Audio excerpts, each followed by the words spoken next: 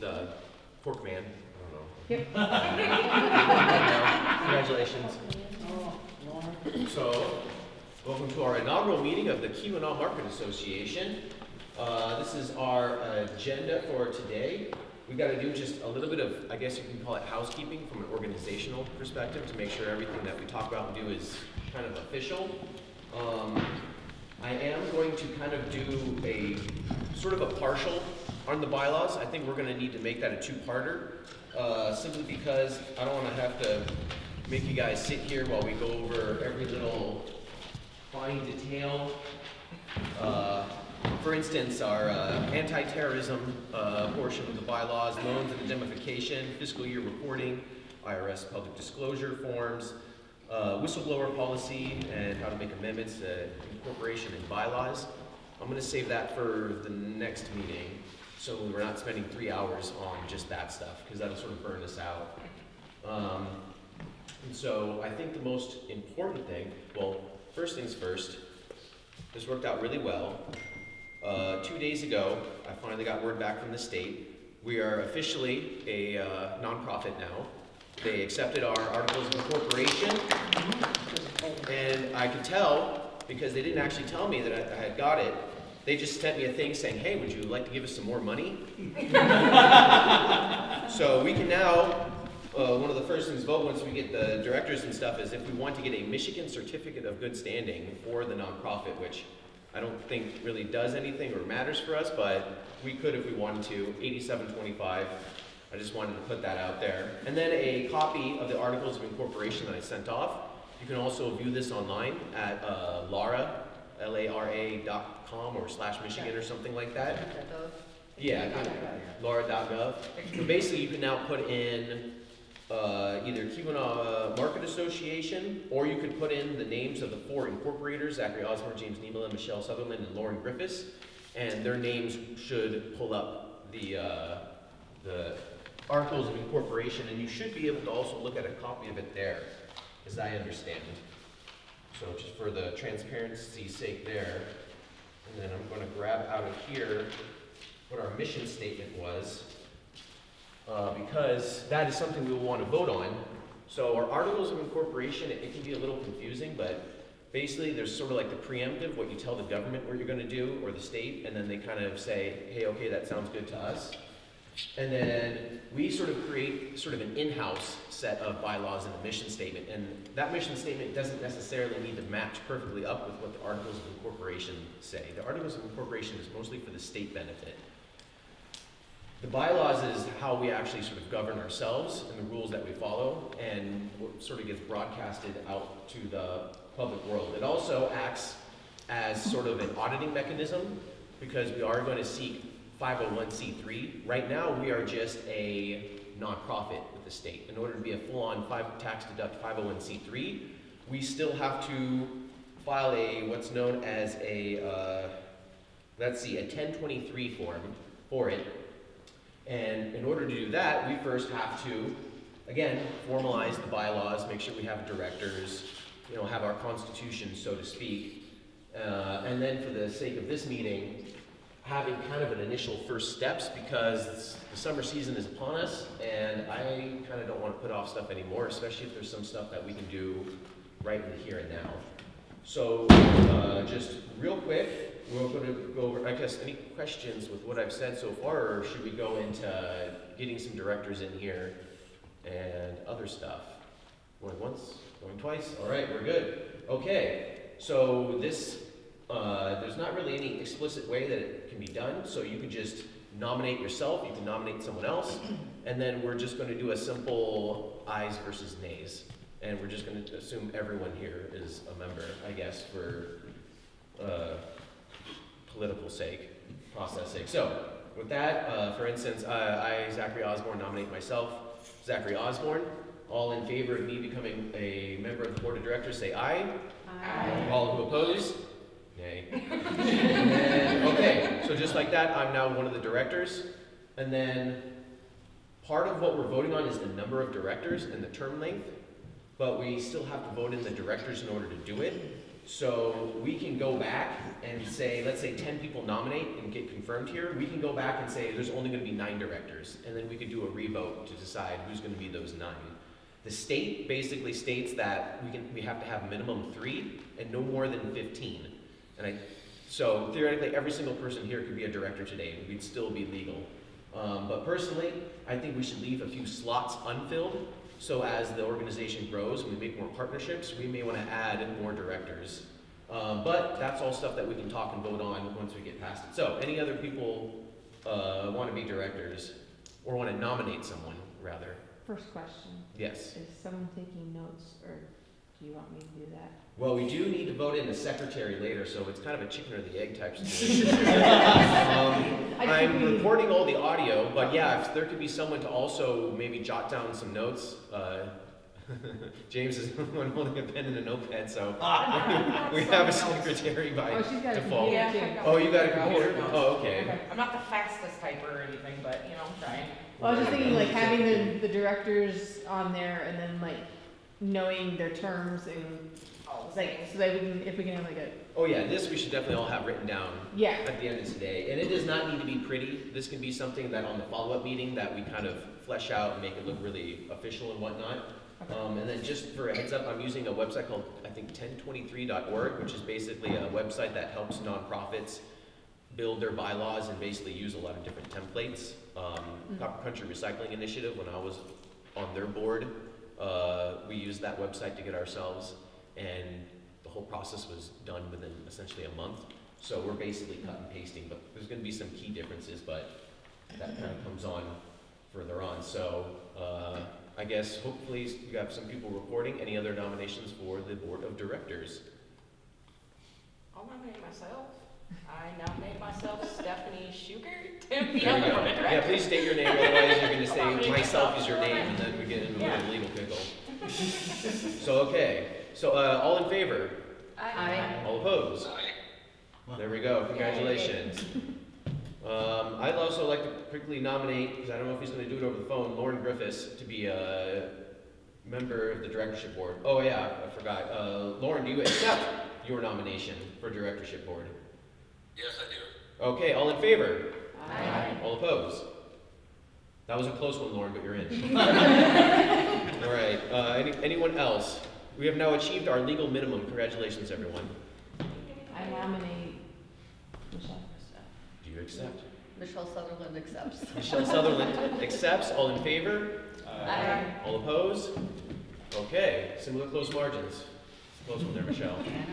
I know. I teach kids, so sometimes I revert back. I apologize, by the way, folks. I'll nominate myself, James Nemo. James Niemelin nominates James Niemelin. James Niemelin, do you accept James Niemelin's recommendation? Reluctantly. All in favor? Aye. All opposed? You want me to make you feel better and say no? Just to add a little bit of interesting, with those notes, secondary notes gotta be a little interesting after all, right? Okay, we're up to, I believe, 5 now. Any other nominations for director? Can I nominate myself, Ash McLeod? You certainly can. All in favor? Aye. All opposed? Now I have a question. Yes. The number of directors, is that something that you can vote on? That's something, yeah, once we have basically anyone who wants to be a director here, and as long as we're under that 15 number, then I think the third or fourth thing that we're gonna vote on is the number of directors, basically set a cap. I think you need to go an odd number so there's no ties. Agreed. Yeah, we will definitely make it an odd numbered. And that we could say, so theoretically, if all the directors were done now, we could say, is everyone in favor of an odd number? But I think we can bulk that with the number that we have, and then we'll vote on later, just in terms of the political process and whatnot. To make it an odd number, I nominate Mariah Goodall. Even though she's busy, but as a Right now, we're only slated to have 2 meetings a year for us, so that's not too bad. Yeah, I accept. Oh. I'm still planning on being part of Chelsea stuff and trying to run it as much as I can. So. And ideally, sort of a sneak peek to the future, ideally, whatever committees we have, ideally, at least one member of that committee will be on the board of directors, so that they can vote and represent. But we can talk about if that's gonna be a requirement for that committee once we get through this step here. Okay, so we have our odd numbered, and remember, we can vote and alter the numbers. We gotta Yeah. Oh yeah, all in favor? Aye. All opposed? All right, there we go. Nominate you. I already Did did. you do yours? Yeah, Okay. she's good. I So just we're wanted at to make 7 right now. We have We're 7. halfway at our legal limit. We can always change, especially if we're gonna have a follow-up meeting. But are there any other nominations? Does anybody else wanna do it? Anyone else wanna I do can it? nominate you if you wanna do it. Okay, so I think we can call that official. Congratulations to your 7 directors.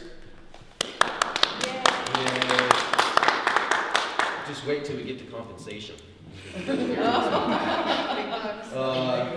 right? It's gonna be probably negative amount in real reality. Okay, so this new board of directors, so this was something I should really go back and just as in terms of transparency. So there's 2 different ways we could have done this. We could have done a membership or we could have done a directorship for this nonprofit. We decided a directorship because we're not dealing with things like stock or anything like that, and it gets really messy really quickly when you have a bunch of members and then trying to get people to show up at the meetings at all the same time. We decided just having a core group voted in would probably be the most efficient thing and more appropriate for the structure of our organization. So I just kind of wanted to put that out there, and again, for transparency's sake, just kind of make that known. Okay, so now we officially vote on the name. Currently, Keweenaw Market Association is what we're registered as. Does anyone want to bring up any reasons why it should not be that before we vote on it? Okay, I guess now it's just a vote to the directors, but you can all say aye too if it makes you feel better. I mean, it kind of gives it that nice merry feeling. Are we all in agreement? All in favor of Keweenaw Market Association is the name of this 501c3 nonprofit? Aye. Aye. All opposed? Okay, there we go. Close again. It was another close one. It's gonna be a lot of that today, I have a feeling. So currently, our mission statement, and so long story short, they didn't like my initial mission statement that I submitted to the state, and they wanted me to be a little more detailed about it. So it kind of turned into a host of bullet points here. The purpose or purposes for which the corporation is formed are promote, support, and coordinate new and existing local Western UP farmers markets, education, development, and regulatory guidance for garden farming, composting, and the associated business planning, infrastructure, and processes. So basically, in non-legalese terms, basically we can put on educational workshops for people, and we can host those. And not just educational for composting and growing, but also business planning and how to get your goods to market and how to basically do a cost-effective approach to farmers market was kind of the vision there. And this kind of carries on to the third point, education and regulatory guidance for selling to farmer markets and wholesalers, including Michigan cottage law, food licenses, and other MDARD food safety laws. I think that one doesn't need any translating. Partnering with local organizations and businesses, restaurants and bakeries to connect community with kitchen space. And 5, partnering with local organizations and nonprofits, local food assistance programs, and subsidies with programs like SNAP. So that'd be your Double Up Food Bucks, the Asperious programs. That's sort of part of that umbrella there. And then I kind of re-emphasize it here, sponsor workshops including but not limited to cooking, growing, composting, food preservation, and business planning. And then the 7th one, coordinating, shipping, transport, delivery, and holding infrastructure to connect farmers and vendors to other resale markets. So basically, and this is one that I kind of tagged in and will be sort of the committee on, is with the old Finlandia Hall cafeteria now falling to Moyle, who's now leasing it out to me for the Sheba Cafe. I have a lot of extra walk-in fridge and freezer space, as well as dry storage and basically working space that's going to be food license approved. And instead of expanding the restaurant hours and days past, to lunch, I've decided I'd rather put it towards helping to support local food production and training and education like this. So I'm going to be hoping to host some guest chefs, hoping to host some bakers, and then maybe even going so far as starting to develop asset plans, basically MDARD approval, so that it can start to function as a form of community kitchen that not only covers farmers markets, but also helps connect bakers to getting their goods into grocery stores and figuring out what they have to do in order to do it, and then providing them a facility to do so. All the health inspectors keep calling me insane for trying to do it, because it's a lot of red tape. Yeah, which is why I think it doesn't get done. I think a lot of people kind of get scared off. Yeah. I've started to realize that's how a lot of regulators work. They're like, ooh, that's something I don't quite know how to do, and that could get me in trouble, so I'm just gonna try to discourage you from wanting to do that as much as possible. But I'm crazier than they are, so we will see who wins the crazy match. So basically, it's sort of like the nonprofit, like everything is coming down to do the paperwork. So, that is the mission statement.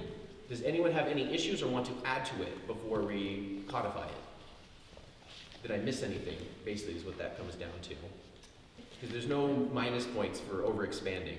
What it does do though, and the only legal, and then this is a transparency thing, the state wanted me to be explicit because they say that anything like this, where it could be we're hiring people or we have infrastructure like transportation, that's all things that need to be listed out in it, because if the IRS decides to audit us, we need to have a reason for having these assets, for having these people under our employ. Things need to match up because there's a lot of malfeasance that goes with tax deductible organizations. So, I guess with all that being said, all in favor of our mission statement as it stands? Aye. All opposed? There we go. That is officially our mission statement. We can go over some of the grammatical stuff, which I tend to kind of screw up on there. Okay, so number of directors. I was fine with the number of directors being at 7, but if the cap is at 15 and we want to expand, I have no issue if this wants to go up to maybe something like 9, just to give us a little bit of buffer with extra people. I'm open to what other people kind of have to say on the subject. That was one thing our pre-discussion kind of back and forth on. I don't know if we ever really came down on anything. Does it have to be a set number, or can we have a range? Where, like, I as long as think we're not it dropping has to below be a set 7? number, and I think in its yearly terms. So what we can do is we set it here, and then if we don't like the number, we can change it a year from now at the next, basically, election of directors. So basically, the outgoing directors would be like, no, this number isn't working, we're gonna set it to here, then we do the elections, and then we would fill those extra spots. Do you have to have one number? Could it be a range? That's what she said. Yeah, Oh, I'm yeah, so yeah. sorry. Yeah, I don't think there's any ranges. But you didn't do that. It's a really good. I'm sorry. I think you, I think you actually can, Or because no more than. when I was on the board at the Calumet Theater, it was no less than X number, but can be no more than, Yeah. I think we can have a range. Okay. As long as we word it appropriately. Right. Right. Okay, then we can vote and have Right. that be the thing if that's what And people if prefer. not, we can communicate and say, no, sorry, we have to have one number. Okay. My thought is, why wouldn't you do 15? Like, what's so bad about having 15? I think it just makes it more difficult to It- get a quorum, everyone there. It's just an organizational preference, really. I feel like that if someone wants to be involved, I would be hesitant on not wanting to accept them to be involved. So Just we based do- on my experience with Chessel, like the more people that want to be involved, the easier it makes my life. Yes. It's okay having that top number. But there gets to be a point with too many cooks in the Yeah. kitchen. Yeah. So, And I think it's less of like, you can still be involved and help out, it's just like, these are like the voting block of like the final say of stuff, kind of. And like, people can still like give their opinion on things, but like, the directors have the vote stuff, so like, people can still be involved in them. Well, I guess if we can change it every year, I'm game for whatever. I think that, like, if we want to say 9 for this year, and next year we're like, hey, well, we really need more people or we need less people, like, we can vote on that. So do we want to make it a range or a fixed number? I'd prefer a range. I'd say no less than 5, no more than 11. A range would be more fluid, as We wouldn't have to change it every year. It can change with it. Right, and if someone has to drop out for whatever reason, Then you don't have to have an emergency thing Right. for elections. yeah. What I'm gonna do is I'm gonna write on the back everything we come to an agreement of, and then that way people can take a picture of the big board at the end of today. And then I can also hold it up to the camera and make some things easier that way. Okay, so KMA, Qualifications? mission statement, For- check. Number of directors will be. Oh, I think we haven't gotten to that part yet. right? So, Well, no. yeah, one step. What are your qualifications? That We're will getting to that. come at number 3 on the list here. So, 5 to 11, it sounds like. So, all in favor of 5 to 11 directors, say aye. Aye. All opposed? Okay, 5 to 11. Term length. I think yearly, because generally when it comes to farmers markets, I think we all agree, like, some years people are here, some years people take off. Does that sound like a pretty good one? Yep. Yeah. Yeah, all in favor of 1-year term limit, say aye. Aye. All who oppose, say nay. All right, we have Are we saying 1-year term limits. Are we saying that you can re-up your term, You right? can re-up, yes. Yeah. So then but a, Then your Yeah. new limit term on. begins. Well, I guess we'll go to it. 1-year term. And you can't, all in favor of allowing people to run as many times as they want for directorship board of KMA, say aye. Aye. All who oppose? Okay. So there are no term limits. No Right. term limits. It's 1-year term. Oh, It's a yeah. one-year term, Not but a term we limit. could be on the board for the next 30 15 years. Right. years or whatever. Right. As long as the other directors will have you. Well, Yeah, as long as Or- everyone- Well, actually, now, how would that, at the end of the year when it goes down, is it only the previous board that votes? Be like a board of directors, I would think anybody We- in yeah, we the have, collective would be able to vote. For the director. the- You can do it every 2 years and have overlap. Every yeah. two years? You can have a certain number of directors as, all of it's 2 years, but staggered. Staggered. So And that's how they do it in city councils, planning commissions and whatnot. Correct. Does that sound like a good idea to everyone? Yeah. That seems pretty good. Now, do we want to raise our cap on our number of directors to help facilitate that? Do we want to take that up to 13 to allow that, or do we want to keep it at this range to 11? Because, why don't we see how it works first? Yeah, I If we think, could get 4 more people that, you know, yeah, because next year we would be able to say, hey, if we wanted to add this in, well, we can adjust the number Right. next year, because we do Right. this every year. so 2-year term limits, people are liking? No limits. No limits, but 2-year 2-year term. terms. Term. Okay. Because the limit is, yeah, we wanna be able to, if you want to be up for vote come next, like in 2 years, then yeah, we wanna be able to say, like, if you still wanna do it, And then we have planned, we have we people also that don't all of a vote sudden on. lose half our directorship board, all of a sudden it kind of. Yeah, okay, I like that. So, all in favor of changing, so no, we voted on no limit to term. All in favor of switching it to a 2-year term limit, or not term limit, but term period for directorship? All in favor say aye. Aye. All who oppose? Okay. okay, 2 years. something do we have to now determine, I think this initial first year, 3 or 4 of the directorship positions need to be for 1 year so that we can have it staggered. Yeah, so I think what we'll do is whoever was here today, like, congratulations, they got on the ground room floor, and then we'll just vote and add more people next year? Or do we leave But- or do we leave it I open? have an easy one. But you could take the people that are directors right now, Uh-huh, 2 years from now, and then next year add a few. okay, I hear you, okay. Okay, Does that that's make good. sense? That makes So that sense. way, that's you're perfectly. growing Yeah, the directors, right, but you're also staggering.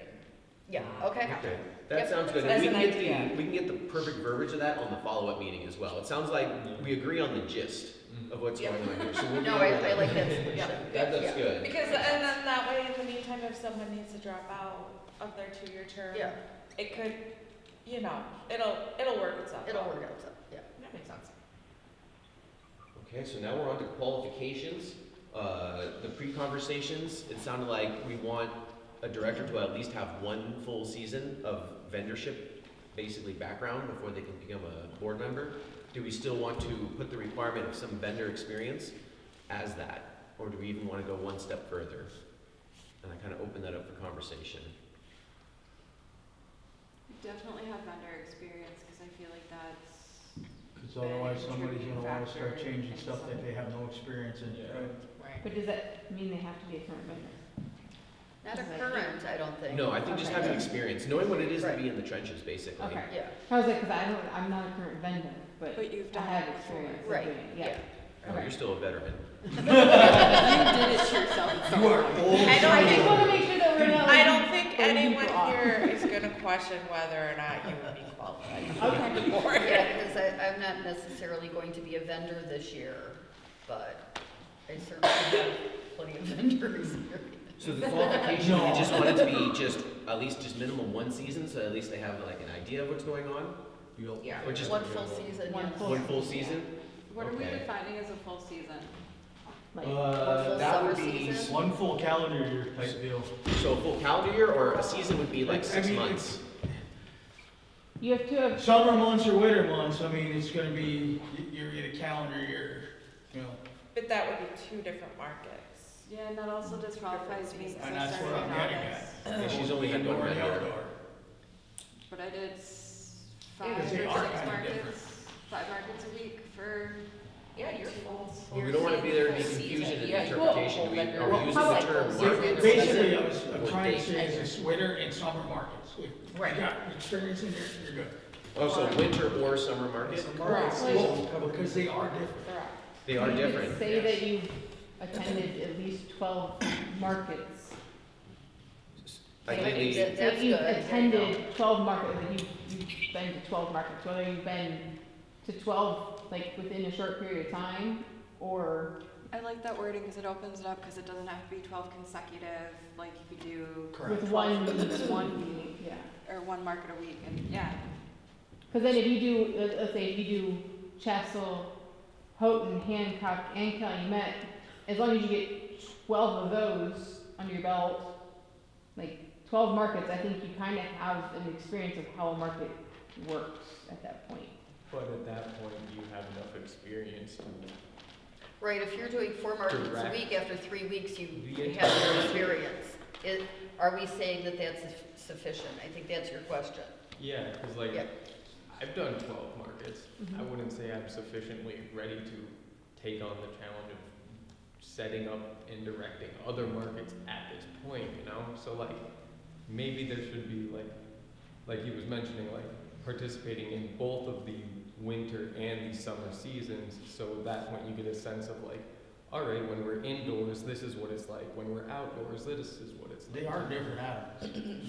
well, could that be made to be just maybe 6 or 8 of winter season and then 6 or 8 of summer season? There you go, that's better. So do we like the 2 6s or 2 8s? Doesn't matter. Does it matter? Well, could you I think- also put in a twist that you've attended, like, craft shows, so like someone that has been doing Oh, yeah, craft those are- shows in the winter, Yeah, but then that's summer. another, yeah, that's why we had changed it to market and not farmer's market, right? Yeah, because Yeah, usually like, if you're that's what I'm not saying, farmer like, market if you do- association, but we wanted to include the artists, and I don't want to create a system where all of a sudden the artists are like, oh, well, you know, I've only, or the, you know, a meat vendor, you know, Lauren, he's like, well, I've never been to a craft show, and I have no need to be at a craft show, I sell pork. He did come to the Oh, you Christmas craft did show. the craft show? Yeah, the Christmas one. Oh, there you go. So like, I think if you do a He craft. said it worked out pretty well. Okay, so I think if you do at least a craft show, then it counts kind of like a winter market, because there's some people that aren't able to make a winter market Yeah. because of the timing hasn't worked out, but we switched to Saturdays, which it makes it open more. I'm thinking of the working people that have done craft shows, but then they're able to do summer because they aren't, Yeah. like, they aren't teaching in the summer, say a teacher, for instance. Like, I know I'm throwing wrenches in I there, know, but I'm trying to think. yeah, I understand. they are. Yeah, it gets tricky that way. Are you able to do like X like rule 2A of like 6 summer markets, 6 winter markets, and then have like a 2A of like, Within a certain time period, or well that as well, but like indoor craft shows during the summer, like Yeah, according towards to the this winter. bylaw counts as a The way, the Counts as a Christmas winter. usually. Or you can just do it like a job description and say, or special circumstances, Yeah. voted on by the board. Or equivalent, too. Yeah, or Because, equivalent, there we yeah, I go. think the word equivalent is Yeah. the key word here, because otherwise it gets like Or kind of. maybe set a certain number in a calendar year. It could be winter, it could be craft shows, it could be, summer markets, certain If you're a number. director, wouldn't you Yeah, have I know. to go all year? If you're on, so it'd be a whole year.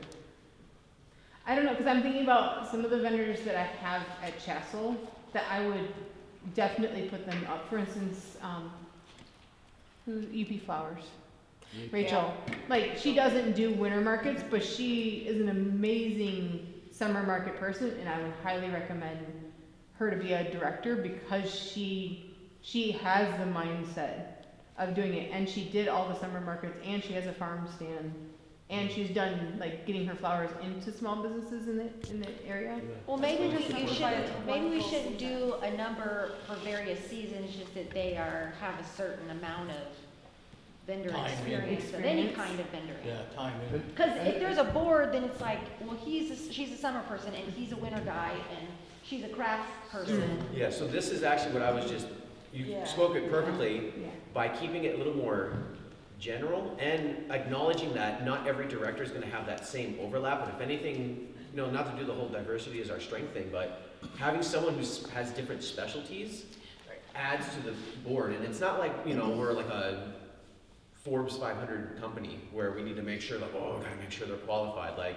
it's a laid back farmer's market, organization. And I think that we can work with the fact that people maybe have a focus in summer and focus on winter. And to me, that may make it better from a committee perspective, because having someone who's more focused on summer, they can handle the summer-based committee. Someone who's focused more on winters, they can focus more on the winter-based. I think just making sure that they have a base aptitude and understanding of how a market works, just to make sure that they're not just all motivation and no actual experience. It sounds like we just circled back around to the 1 year mark. We kind of pushed you that one a little bit. So I think 1 year sounds good.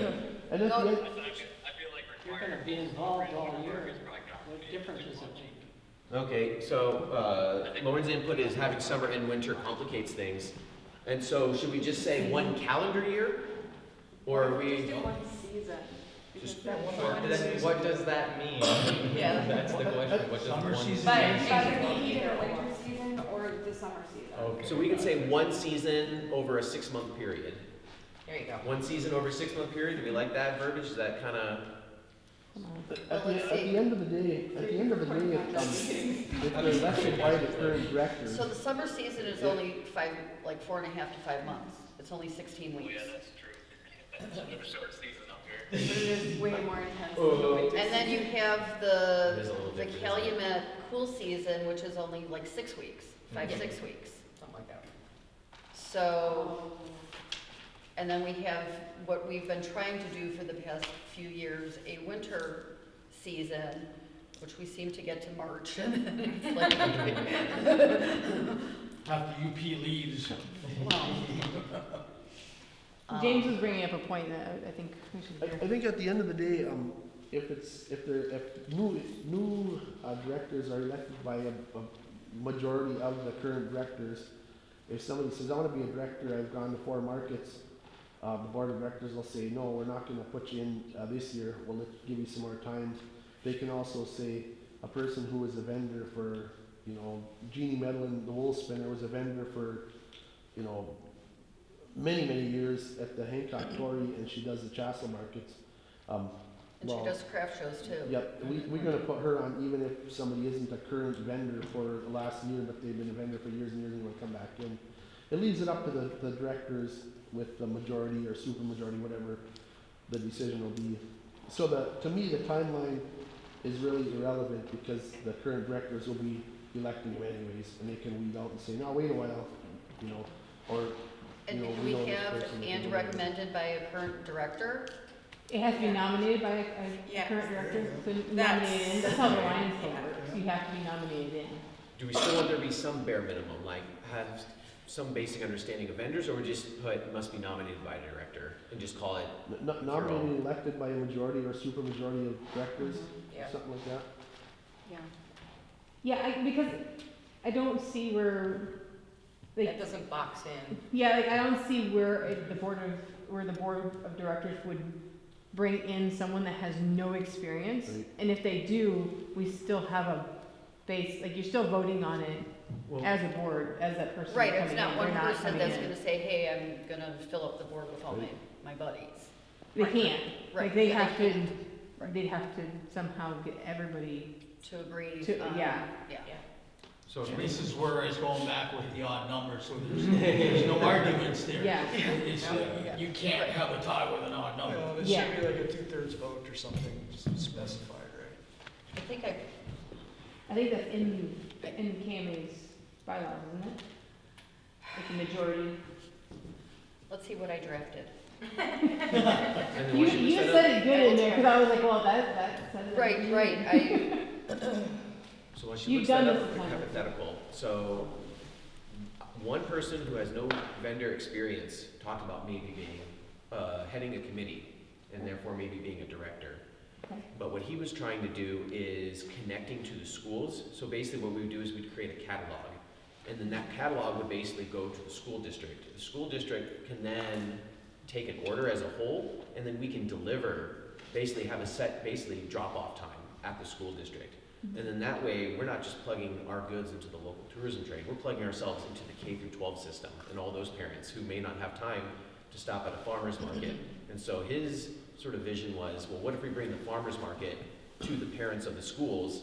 And then if I'm creating infrastructure for this, transport hub and a holding area, who's to say it can't also go to the K through 12 schools and do a drop-off and have orders already, sort of like what James does with his pre-orders. He's got everything in bags, labeled with the person's name, in this case, maybe the grade level and the homeroom teacher attached to it.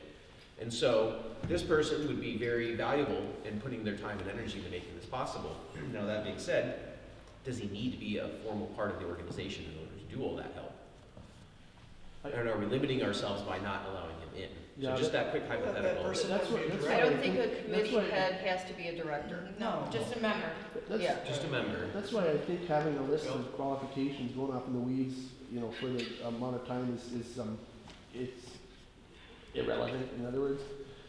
If you know a guy that nobody else knows, and he says, I'm gonna bring it to the schools, I have, people I know there, and so you bring it to a board and say, hey, I know, John Doe here, and he's involved with this, that, and the next thing, and you make a good enough case for the reason, for this person who is not known to anybody else and has zero experience in our markets, but is still a valuable asset.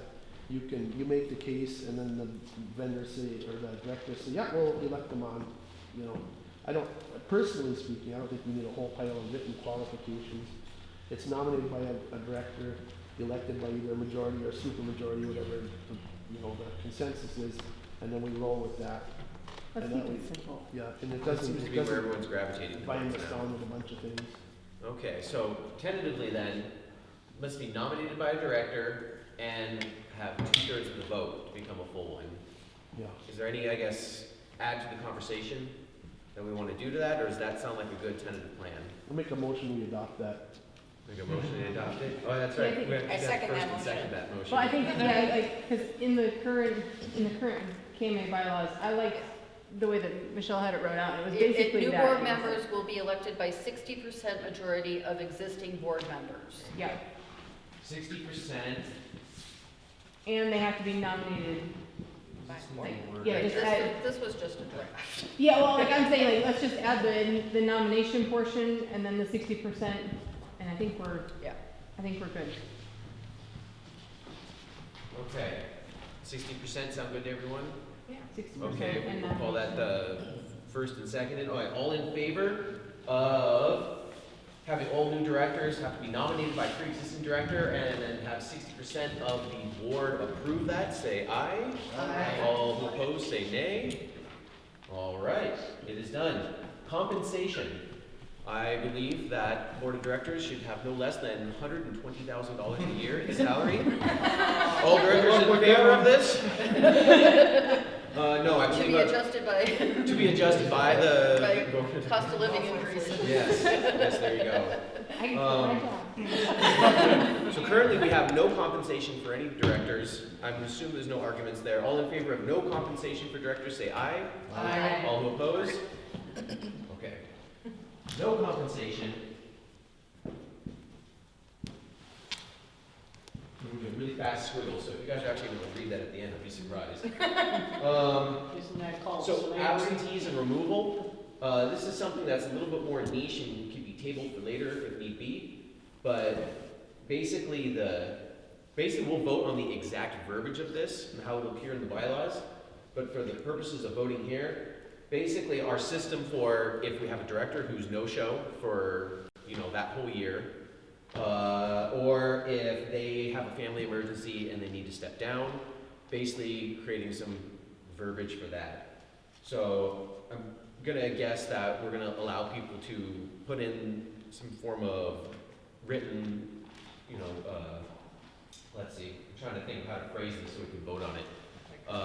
Letter of resignation. Yeah, must submit a letter of resignation, and then if we have a director who's not being a real team player and is missing a bunch of meetings, what is our basically method for that? Well, yeah, I think too, like, if someone does not have the best, the market association Best or the interest. vendor's interest Best at heart, interest, right. then it's cause for removal. So would we do just same way that we put one in, 60%? I think 60% vote, So make sure that. 60% on removal. So if I'm just being a pain in the butt, y'all can get rid of me. Just saying. We won't Okay. kick and scream, right? I don't think we have to get any more in detail on that if I remember the How bylaws. many meetings are Okay, you now, planning here's- on having right now, per year? Would it be two, beneficial to right? say, two, The okay. current plan is okay. 2, but we haven't officially voted on that, so that can be Or plus or that I minus. might ask for, and I think you need to show up to 3 out of the 4, otherwise you're considered exit. Exactly, yeah. Well, we could add more to facilitate that, or we just kind of acknowledge that, yeah, there's only 2 meetings, if you miss those 2 meetings, like, Yeah, you can't be a director Yeah. for the next year or Yeah. something like Yeah. that. that makes sense. So I guess as the verbiage is right now, all in favor of a 60% majority vote by the directors to remove someone and requiring a written letter of resignation? All in favor? Aye, all opposed? Okay, we've got that covered. Okay, now, hold on here now, we're gonna go back to one now. Again, if one person is removed and or steps down or anything like that, you have an even number again. So, you would have to either replace at that same meeting that you have removed the person or the very beginning of the very next meeting. So would we, I guess, if I'm remembering the example, it basically says something like you do a quorum at the meeting, at that same meeting, if you don't have someone to elect right that moment, and then it could come to a hung decision. You basically have to run the risk of having even numbered people there for the one meeting, if there isn't someone else there ready to be nominated into the position. Correct. So does that kind of verbiage sound good, that the meeting, if no other director can be nominated at that same meeting, then At the next one. then at the next one, and that a best attempt at a quorum. And then what we'll do is we'll vote on what happens when we do have a hung vote in the next few steps here. So we'll get to that one. But in terms of that, I don't think we need to formulate, well, I guess we'll do it just for the sake of, I okay, would so. say if you have the chance and the opportunity to have it done that meeting where somebody was removed, I would say replace them right away. Okay. That- I guess that all in gives favor you- of replacing same meeting? If the possibility is. If the that- possibility. That may not be voted, that may be more sort of a subscript. Well, just maybe a, opening for director must be replaced no later than the next formal Board meeting. That would have to be kind of like voted somebody in and throwing that person into the fire. Or you could hold an emergency meeting. Yeah, like Right, special yeah, meeting. right, we wouldn't have number, Yeah. but, yeah, so we don't want this, opening to go on forever, right? Correct. So we want a deadline for when, but I don't think it's necessarily realistic that we'll be able to replace a director that very Correct. night. I think a special meeting, and it has to be replaced before the next meeting. And Well, that special here's meeting where I has was to be trying to called. get at. Your special meeting can be just before the opening of a regular meeting that same day. You don't have to call a special meeting, let's say, 3 weeks before your regular meeting is where I'm Oh, I getting. see what you mean. But- Okay. Just at the opening of the very next meeting, first thing is on your agenda to get somebody to lead it. I mean, it kind of comes down to a sort of a semantics of how we want to write it in there at that point. Right, But that's we what I'm can- saying. We can have the verbiage to allow Well, that. I was gonna say, if you only have 2 meetings a year, well, then you might have to wait, 6 months before the next meeting. Do you know what I mean? Like, if you're gonna vote on somebody right before the next meeting or at the next meeting. So I guess what would we want the bare minimum requirement then, I guess, to be, just to keep it from turning in too much into the weeds? What happens if if a person gets removed and we have an even number, we still have to have that 60%. Right. Yeah, So then, like, that alleviates like having to have a person there, but we say you have to have a 60% majority to vote anything through. so any issue that had a tie would have to be revisited. It would have to have. It would not Yeah. pass because It we wouldn't don't, pass. it doesn't meet the Correct, 60% that's what I'm threshold. Yeah. It could be brought up again, Well, once okay, things now, are different. but- anything that doesn't need the 60% though, you can make decisions that don't have the 60%. Let's say you're gonna spend $200 on a flag or something to advertise outside. That may be just going by the votes, that's not a 60%. Well, but This is where I'm getting at. how The many day-to-day people would stuff. say no to that? The day-to-day stuff in your meeting, if you have somebody that doesn't have the 60%, you're gonna hung thing, what do? You cancel your meeting? Or, Well, that's to be discussed Because later then down you- here. if and you're I think voting that's people where we in- really need to go with it. you know, So I think for terms of the absences and removal, I think we have the verbiage that we need to satisfy that. So I think now what we're gonna do is go right down to special meetings, because I think that's kind of ultimately what we're talking about here. That's what Yeah. it would be, but you'd also, the person that you're gonna vote on to replace the person that was voted out would fulfill the remainder of that person's term, right? Yes. Yes. yeah. So maybe we just say that the special meeting has to happen within 30 or 60 days Right. of that, and someone has to replace. So a special meeting to fill out remainder of term. Do you have to define a timeline? Can you just say a special meeting will be held? I think it should be within 60 days, because We- we're only we should having have- 2 meetings a year. Like, But I if you think- don't Stops specify, you people can have from it kicking before the your can next down the meeting road or all of a anytime sudden in during the between. meeting. Yeah, I Oh, think that's keeping true. it, for how Yeah. our organization is, I think that implicit kind of works out. Okay. And it doesn't give ourselves artificial timetables that may not work within the reality of whatever situation we're in. Because if it happens Yeah. like right at the end of like November or something like that, it's like, now we gotta try to figure out a meeting in between Thanksgiving, Christmas, New Year's, and I don't wanna, Yeah. whereas if we just give ourselves kind of a general vicinity, it's sort of like everything else, like a lot of what we're doing is in good faith. And so we don't need to be too litigious against each other, because again, we're not really dealing with a bunch of money and a bunch of seedy individuals. If this was like a nonprofit to do like stock picks or something like that, yeah, maybe we gotta get a little bit careful about it, but. Well, and we I can think it's- revisit this every year too, Sure. right? So Exactly. if it You can doesn't write your work this charter year, every then. year. But we, like you were saying, that special meeting to elect the new board member must take place at some time prior to the next Yeah, so that- regularly scheduled meeting. Yes, So that leaves you 6 months, basically. yeah. Right. Okay. Well, you get somebody that quits, let's say, March. Wait, Oh, we got more. As long as you're not close to the low end of the range, is it even necessary that you have to replace, like absolutely have to replace that person if you don't have a suitable person to replace them immediately? the question isn't that, it's if we have an odd number of directors now and we lose one, yeah. I think the verbiage as it stands, special meeting to fill the remainder of term before the next meeting, and then having our next thing to be actually to define what happens in case of a hung decision, so that if we do go down to 10 people and there is, for whatever reason, a vote that goes with that reduced number of people, then we have basically a process to go along with it. And it sounds like that's what's gonna ultimately fix it, because otherwise we'll get buried in the what-ifs of the situation.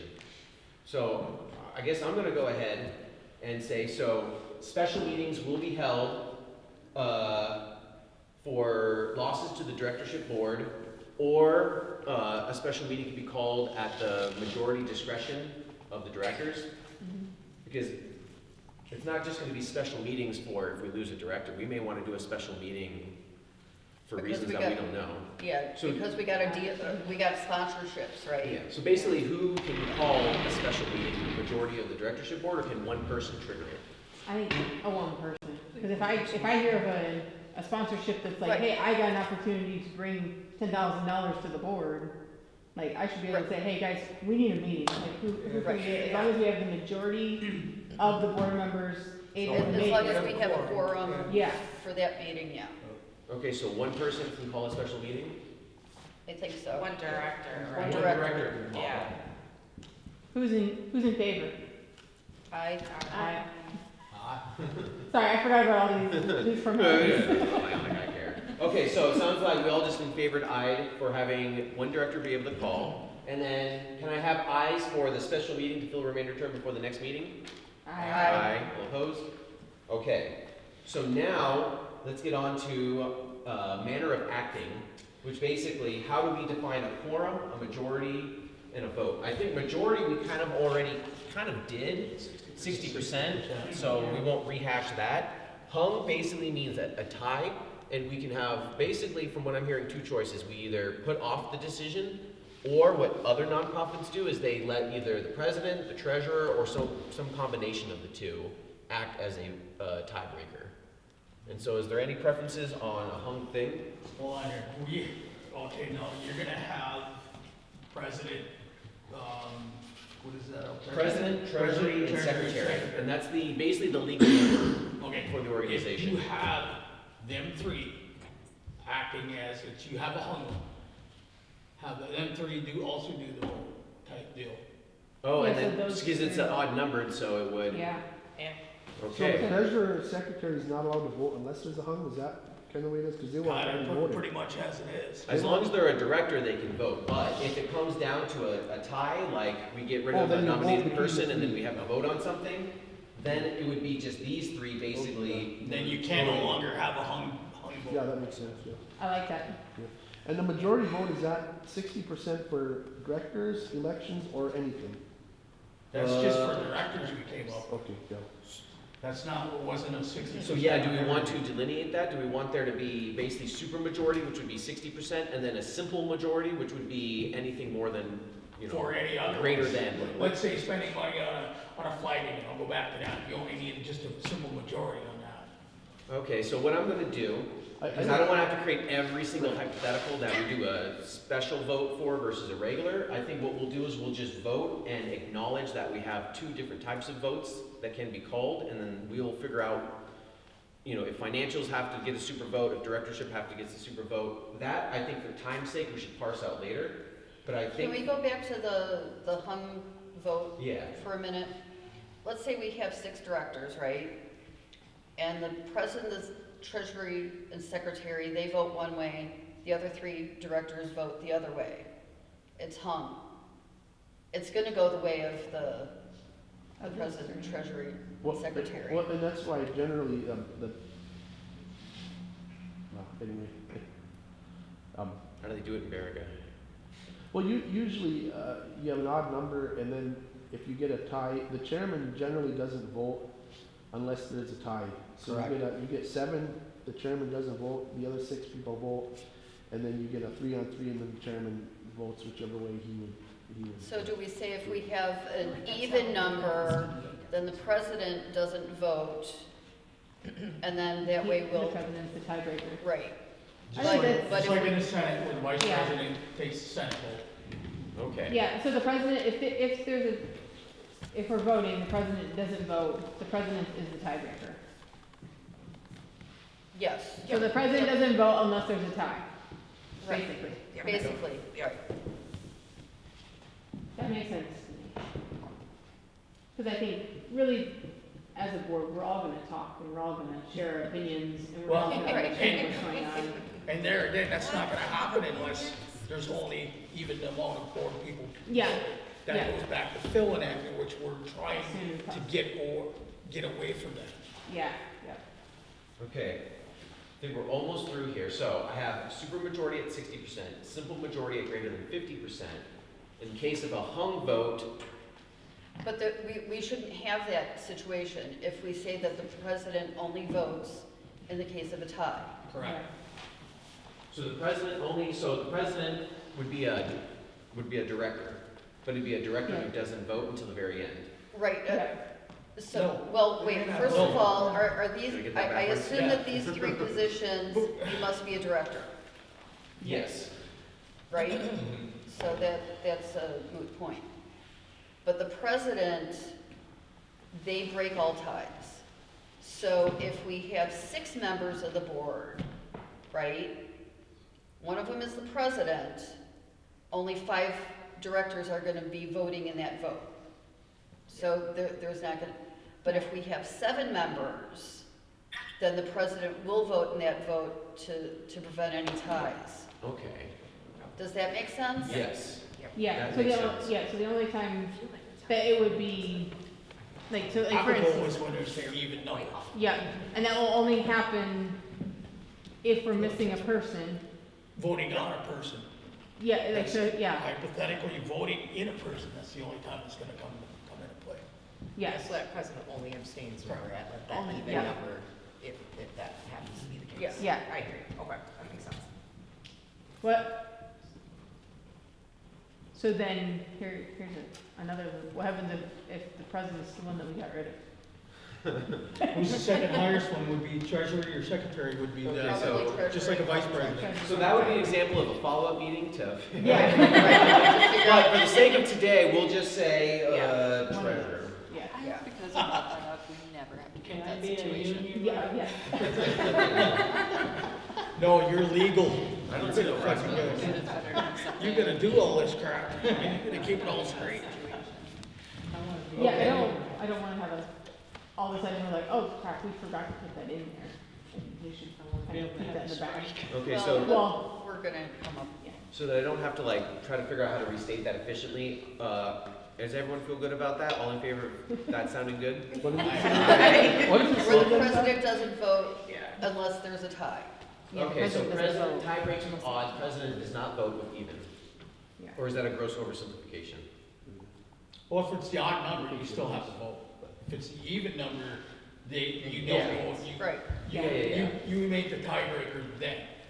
Okay. We don't have. Then this yeah, doesn't I have think, any I questions. think we're good on that, so I think that covers I that. think we're, Conflict of interest, that can save until later, there's no compensation, and we'll have to, I think a little bit more about how there could be corruption and whatnot. Theoretically, that, because of, if I'm the transport hub, and I'm the LLC that holds for it, I feel like at some point in part along, there may be some impropriety, because you guys wanna make sure that I can't use this nonprofit as a way to enrich Sheba Cafe, and ideally it's always a Sheba Cafe supporting this. I haven't sat there and thought about how I can manipulate the nonprofit though, so I don't know how I could do that. But you guys, and we're all gonna wanna think about that, because there may be other kitchen spaces that wanna participate. There may be other LLCs and businesses that wanna work. So we'll wanna make a conflict of interest policy that kind of addresses that. And also, we'll wanna think about, okay, we wanna make sure there's no quid pro quo that goes on with business sponsorships. We want to make sure that we're explicit with, hey, we're working with you, this is the extent of it, we're not here to do this, this, or that, or anything like that. But because that is so deep into the weeds, I figured we'd slate that to next time, because it's not like we're doing any of that right now this second anyway. So basically, I guess what I'm saying, now that we've completed our special meeting, I'd like to hold a special meeting within the next month or two, maybe at the start of the summer, to get the exact word for word of the bylaws approved by everyone. And what I would do is I'd have it emailed out to everyone ahead of time, and then when we come here, we already know exactly what we want to get into the weeds over. So more on that later. So conflict of interest, are we okay with that? tabling that. Yeah, tabling that discussion? All right, I'm gonna skip the vote for simplicity. So manner of acting, we got that, but we're Wait, almost the done. number of meetings, should we actually, Probably say 2. Oh, codify yeah. that? Because Yeah, we've officially, oh yeah, been we saying didn't vote on two. that. I So think it's- it already says two per Director year. meetings and membership meetings, that you might wanna think about a membership meeting. I guess, yeah, maybe special meetings can be the director. I mean, everything's open to the public. always as a Right, nonprofit, so. well, that's another thing. We don't have to have all of our meetings open to the public. I'm thinking we don't have to, but I'd like to anyway. I think we should vote on whether we want to make sure that all meetings are open.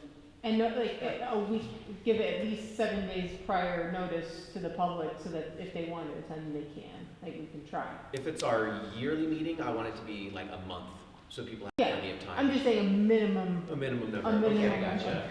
7 days notice for any meeting that's open to the public. Are we letting director meetings be open to members of the org itself? Or are we doing those behind closed doors? I feel like I would wanna have them open, just because of what we've dealt with in the past. I would But try to have I'm everything tired, yeah, I I'm. think everyone's tired of Open. closed, Yeah, nonprofit we director want meetings. transparency. Yeah. Yeah. Amen. which- That's the key word. Yep. Because it was gonna come out of my mouth quick. So I guess for terms of the vote, I guess, everyone is No, in she was agreement saying and she in doesn't favor that want all to meetings, not- including directorship meetings, must be Open. public, Yeah, she open was to the saying public, that. and recorded. Can I add the recorded part in there? Is that okay as well? Sure.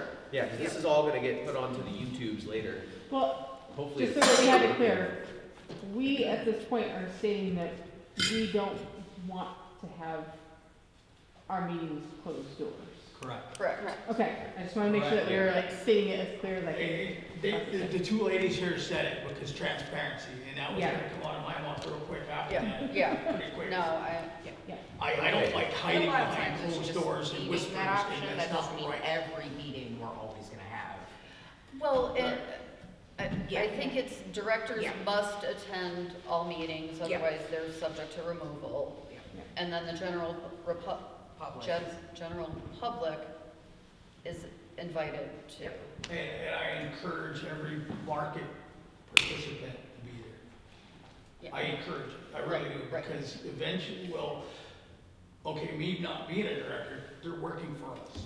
That's what they're doing. Yeah. Right. In a committee, Right, Mary. right, I don't mean to make it sound mean, but that's exactly what they're doing, is working Yeah. for us, as just a The general. way I envision this, it's vendor driven. Yes. It's Yeah. very much vendor driven. And I don't think either one of you, like now, being in a directorship right there, if we have a comment or something coming up from, in a meeting, I'm sure you guys are gonna listen to it and take that into consideration as it is, because as Mariah said, you were tired of that crap. Yeah. Yeah, there's a lot of closed door meetings. Yeah, agreed. And But this is how we learn and grow for the better, is all ideas being taken. But I second my, that motion. my draft of the bylaws said 2 annual board meetings will be held each year, one in March or April, and another in October or November. So that way we have before the summer It's in season, between at the end seasons. of winter season, Yeah. and then right after summer season, and then into the winter. Well, and that helps, like, having that time frame helps define so that we know in our schedules kind of when things happen. I also think, just thinking about it, if a board member is sick or whatnot, and they can't make it, like, we need to have like a little thing in there saying, hey, like, they need to notify the board or like the rest of the directors and saying, hey, like, cause if I have a sick kid and I can't make right. it, or if I'm sick, like, Okay, now can you do that over the phone? well, and that's what I'm thinking, I can try to attend over the phone, like, we don't have anything in there saying that we have to physically be. No, and that's actually one of the things listed for next time, is to Okay. basically codify and say, hey, you can be here through remote, electronic, telephone, Zoom, and we Okay. still count that as Yeah, participating in right. the meeting. Same way that one is technically here. Yeah. There are things Saying that that, stifle yeah. meeting wise up here for different organizations, they don't allow So you break your toe, it's no excuse meetings, when so I it can stifle. Because things I'll be happen. here in, Yeah, no, I'll yeah, call it things in the happen. MRI if I Yeah. have knee Technology. surgery. We're not afraid of technology in this. It works for us.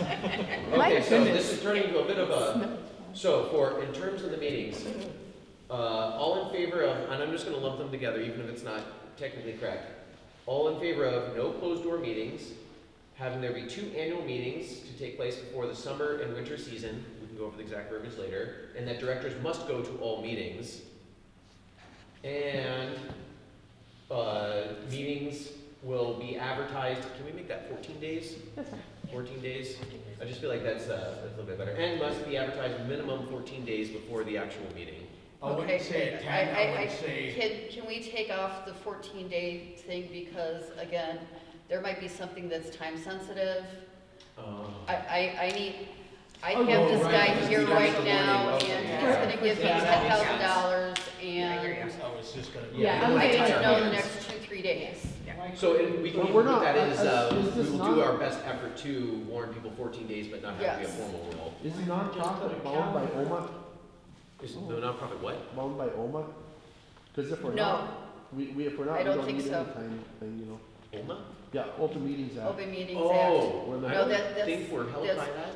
I don't think So so. then if something That's came how up the- sensitive, we said we gotta meet tomorrow, all the directors say we'll be here, if somebody from the public doesn't get there, well, you know, we can't, I mean, if it's recorded, they can look at it later.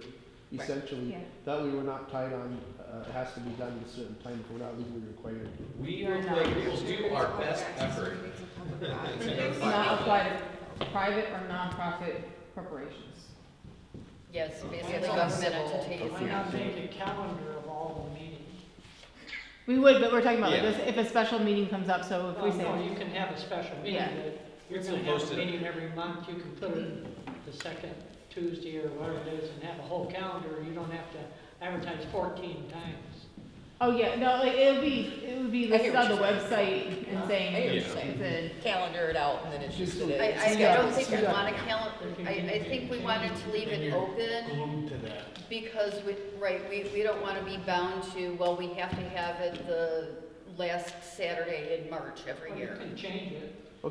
Okay, We so can, you but have- then that would require a vote and whatnot, this way by saying it's gonna be, take time someplace in March or April, or Yeah. October or November, that leaves us, I think No just one putting it on the ties our shoes website or saying, anything like hey, that. we're gonna have a meeting on this day, like, we're gonna be able to announce it. it will be Right. communicated, I promise you. So we You got have the two, market on certain days of the week, you have everything on. Right, certain but that days can be of the week. put on a calendar on a website, but not every meeting type deal is gonna work out that way. Yeah, and we can figure out Especially like, the let's say, fine details. the in that anyway. semi-annual meetings, let's say Easter might run into that. Right, right. You know, that Easter week or spring break week where people are gonna be gone or things like that.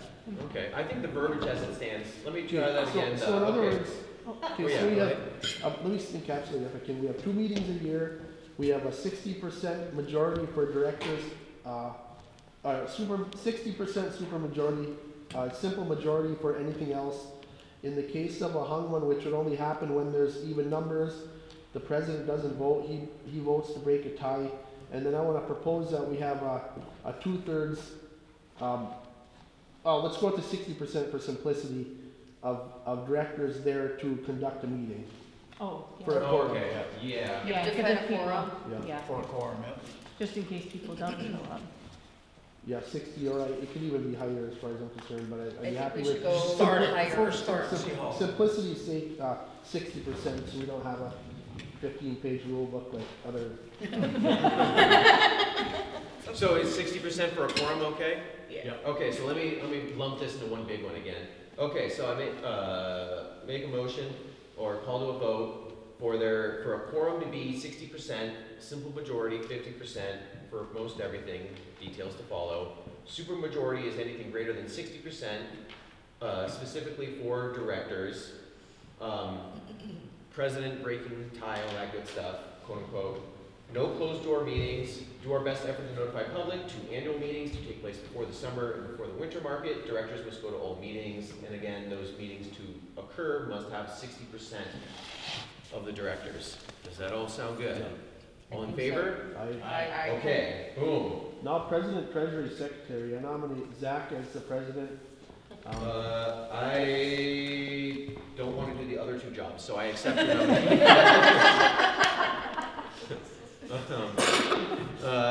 All in favor of Zach Osborne being president of KMA, say aye. Aye. All who oppose? Okay, there we go. Thank you very much. I'll nominate Stephanie as the secretary, because she seems to be doing it. I second that. Shorthand. Okay, she accepts. All in favor of Stephanie as the treasurer for KMA? No, Secretary. secretary. Or secretary, sorry. Oh, sorry, I'm pointing at the Yeah, wrong thing. yeah. Secretary of KMA.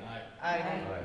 Okay. And I nominate and Michelle Mariah for for treasurer. treasurer. no, no, And I imagine, no. I nominate Mariah as treasurer. Okay. Okay. I second It shouldn't be, I it shouldn't second be too complicated. Third. All right, yeah. All in favor? All opposed? Okay, that's our president, treasury, and secretary. No, you're good. If it gets complicated, we'll find out what we're gonna have to do. We could but- revisit how Yeah. we, Yeah, we can Yeah. figure this out. Well, I just know how complicated it could get. right, and. I hope it's simple. I'm gonna try to make it as simple as possible if Yes. we can. Keep it simple. Wave. Nominated for Not position. position, wave. Sugar, S-C-H, That's what we use for U-C-K-E-R-T. Wave. Come on, SCH. U-C-K-E-R-T. Yeah. I haven't heard of that one. so. W-A-E-F. Like Schubert, only. Yeah, I think Okay. there's supposed to be dots or O's Just a or website. something in there. Something changed.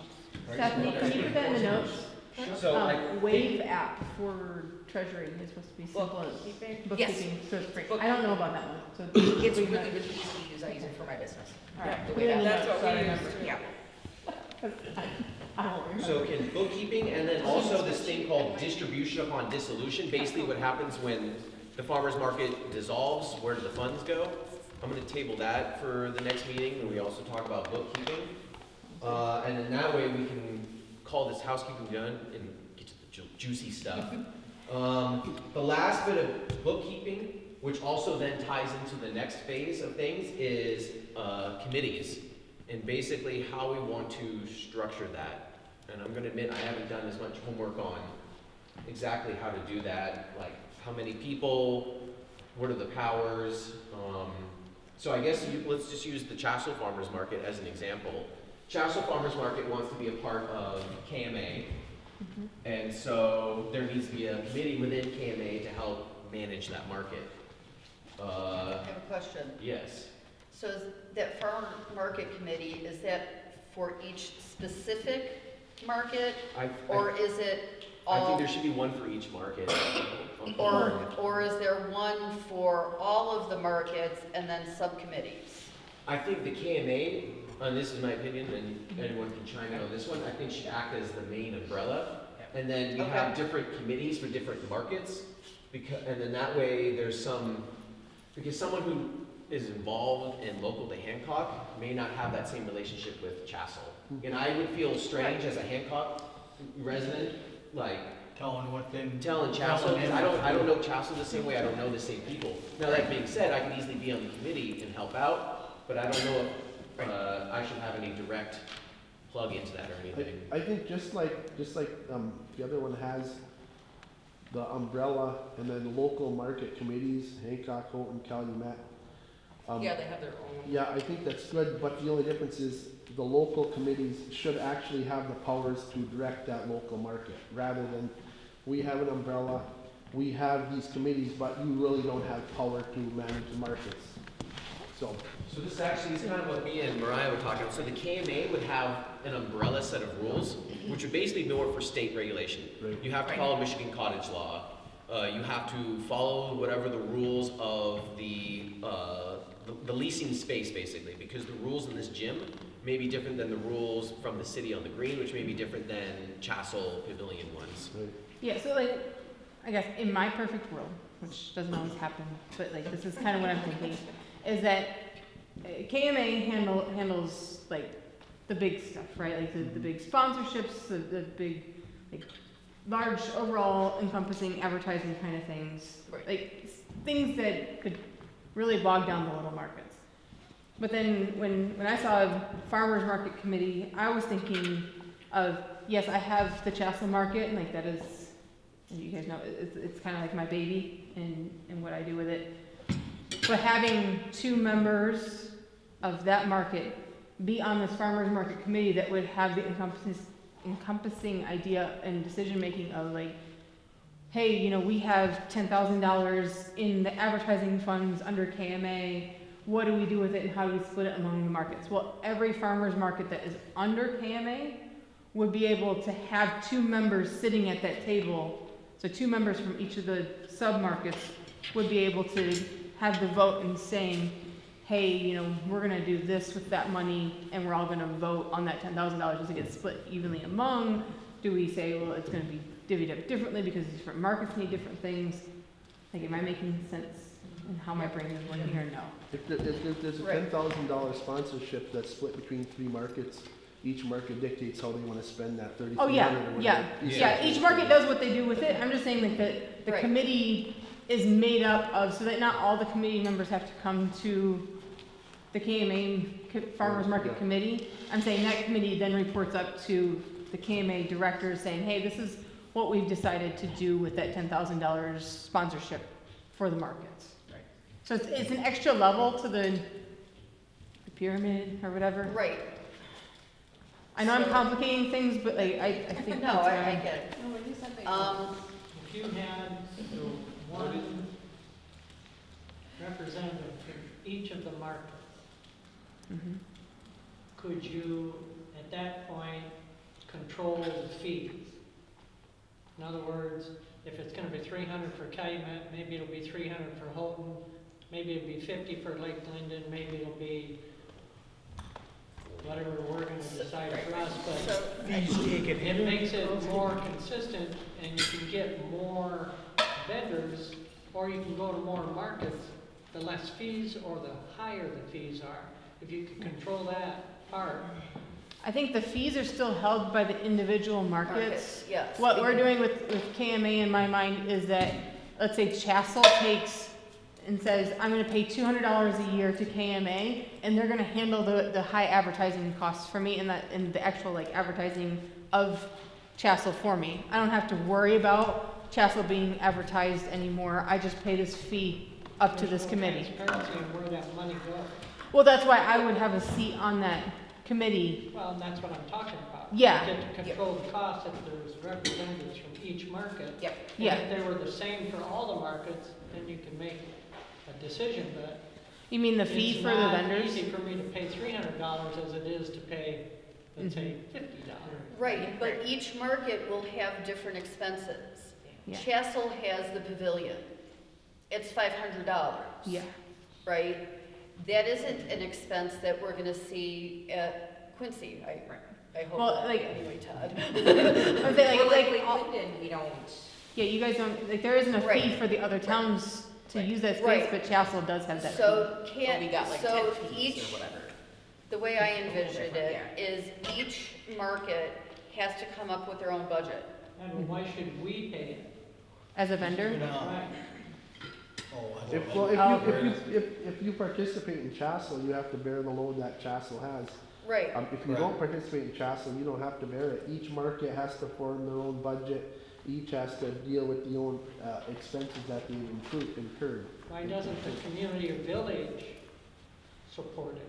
That's a good Support- question, you and have- that's what you have we, to talk I to the mean, supervisor why of Chassel. We bring them business, we bring Yeah. them Right, product, yeah. we bring them Yeah. us. It costs us to do that. Right. So why should I pay to have to do that when That's- they yeah. are wanting to have a market? Well, that's where we have talked to Chassel about that, and Chassel Township has, their board has voted that we pay $500 this Oh, year. I So, like, that's realize where- that, That's where I'm hoping that having KMA behind Chassel, so instead of Chassel just running on its own and trying to do this, having a nonprofit behind us will help push it to say, hey, Chassel, That like, will facilitate and that. it should be supported by the communities. They, yeah, if That's it they're- should be, but it's not. Yeah, it would be very That ideal. that is an ideal Reality is situation, but we have to deal with reality. The reality is each market has their own nobody's challenges. trying. That's not the For reality. the The reality is nobody's trying. season. Yeah, yes, they are. Believe me, Mariah has talked her, Lake Linden's is supported by Yes. the Lake Linden downtown district. The only Yeah. reason we pay fees is because we have to pay for tents. Because there's no coverage, that's really what your fee covers, tents, tables, musicians. Yeah, reasonable. But they do, so, So like, yeah, it varies. from the ground up, for instance, Yep. Hancock, Calumet, and Houghton, they do not have to pay to be on those spots.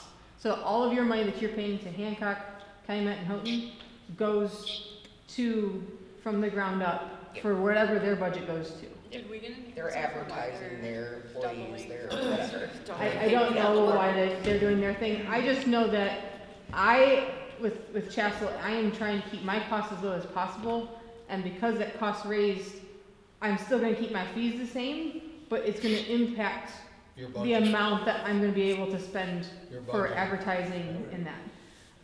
I think definitely what we're gonna do is if each market has to be responsible for their own budget.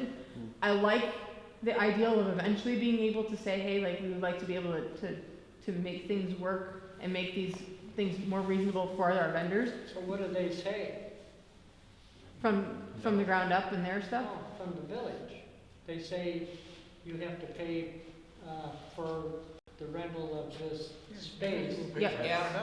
Why don't they say, we're gonna give you that space for you to do that?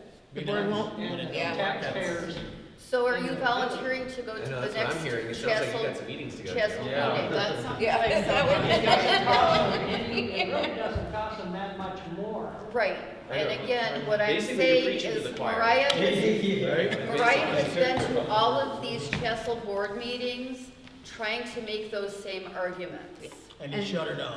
Yeah. And The board Hopefully, keeps- though, met this with limited organization success. will So back if her you're up willing into to that. Yeah. step up Yeah. and help Mariah, or take over for Mariah, to attend these meetings, You you're deal welcome to with do so. Julie and, Keith.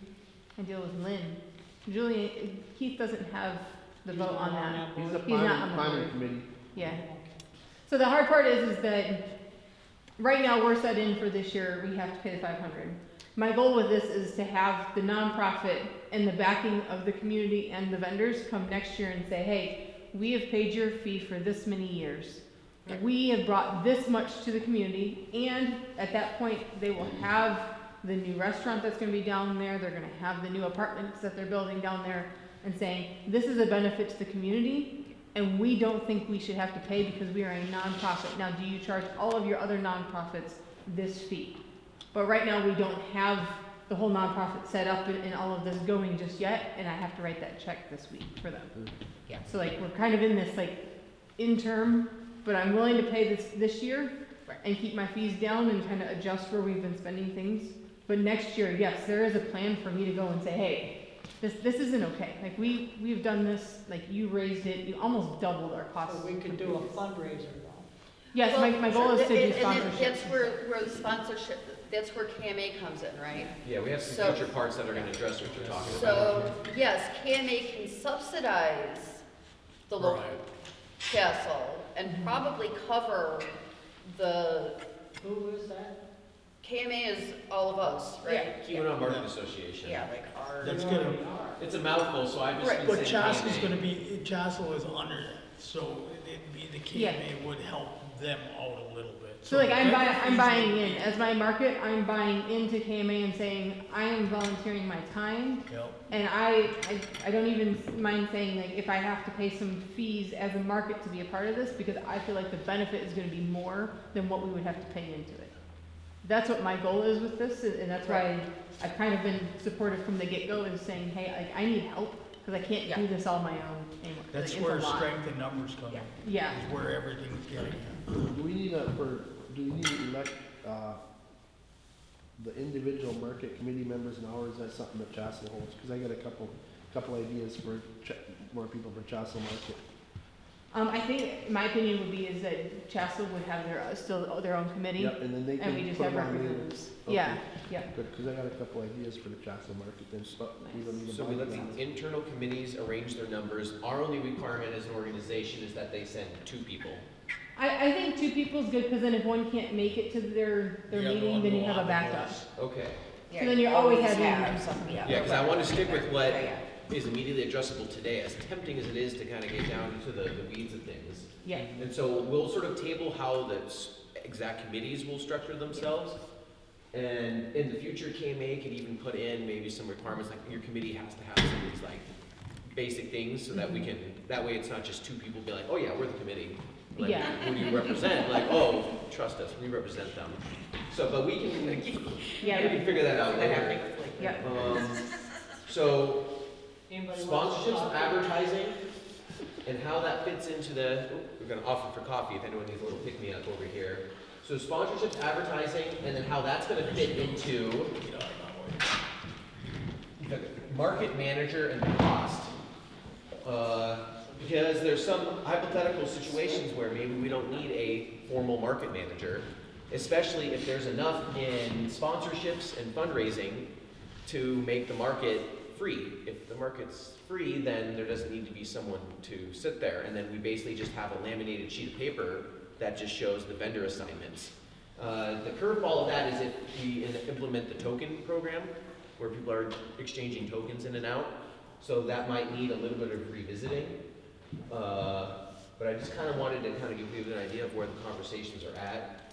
And then if some of the people here want to announce if they want to do any cash sponsorships, and then also I'd like us to discuss if we allow donations to be earmarked for specific things. Working with schools, I've seen donations fall through because the parent said, oh, I want this for my kid's class. And the school says, no, sorry, your donation has to go into a general fund, which you could say is the more fair thing. But then the parent says like, oh, well, if I'm not supporting directly my kid's class, then I'm pulling my funding away. Right. And so what's best for us, I'm not necessarily saying, I'm just bringing up that situation because I think something similar could happen here. Someone Right. may want to donate specifically to the Hancock Market. I want to see Hancock Market get tents. And I don't know if I necessarily want there to be verbiage that says, oh no, you can't do that. That's for our general fund right here. And so No. I guess input on that from people before we make any official rules regarding how that kind of works out. Because let's say I want to put in, $200 on behalf of Kiwana Mushrooms and Shiba Cafe. Part of me wants to say $100, that 100 of it can go towards a general fund, but the other 100, since Shiba Cafe is based in Hancock and is really close to the green, I as a restaurant would rather that $100 go specifically to the Hancock Market because I feel like that has the best chance of a return on investment, essentially. I think that's fine. I think, We could also, like, for instance, I have someone in Shasta that's reaching out that says they want to sponsor one vendor's booth fee, and they want to sponsor that booth spot for the season. And I'm like, well, like, would you want that as a drop-in? I would like to be able to say as a market person or as a market manager that I reserve the right to be able to say yes or no based on what my farm committee says, and not have it as a KMA saying, well, no, you can't say that or not. Does that make sense? so if it's a direct donation, then it would go to the committee. Like, it would go to the. Into their operating budget. So Yeah. when someone's saying, I want to donate $200 to you, we basically ask them, okay, would you like this to go towards a general or this?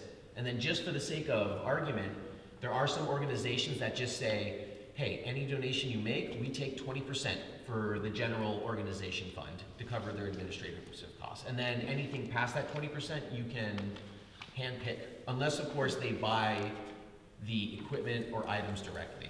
So if they come up with 10 tents and like, I bought you 10 tents because I didn't want to give you guys the money direct, then we'd say, oh, well, by all means then.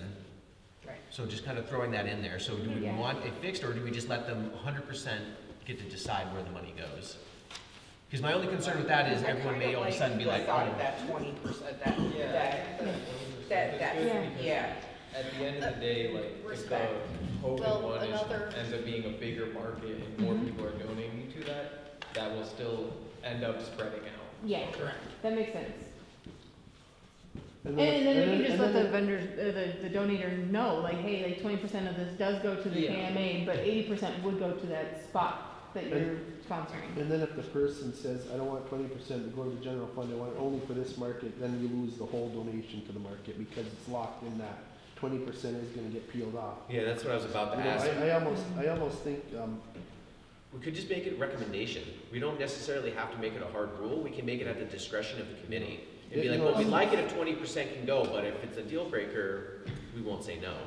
And then we just use it as a recommendation. Well, I don't know. especially like in that instance of the donating for the table, well, if they're only donating $50 for that table, then you won't have a free table to offer, because 20% would go to the fund. if it's their money, they should dictate where it goes to, I think. And then if the committee Yeah. wants, at the end, they're like, well, we were 20% over budget, so we're just gonna send that to the main KMA. It could always, we just, again, since this organization is being built around good faith, we could just do just that and just let the committees decide. Direct money to committee? I don't know. Yeah, direct money. There's some pretty good arguments on both sides. That's, Yeah. I'd say one of the trickier things we've covered today. It honestly. might be something that we revisit later, like see how it works and then see if KMA is actually getting enough money to fund certain things. And then be like, That's a okay, good well, we idea. actually maybe need a little bit of buffer.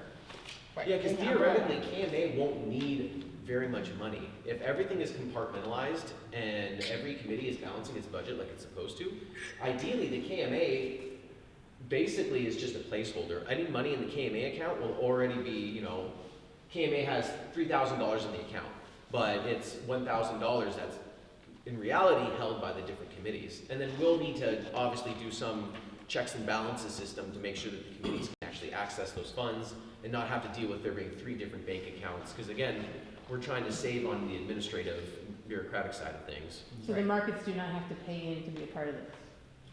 No, I don't. Well, yeah, that, I don't. That's where I'm like, I'm Right, trying to figure right. out how it so, all works Well, in my head. I don't see why I would need. I feel like they shouldn't have to because we wouldn't be able to do this without the markets. Well, ideally, like in my mind, ideally we wouldn't, but there are expenses that do come from like Right, general so advertising. the KMA, right?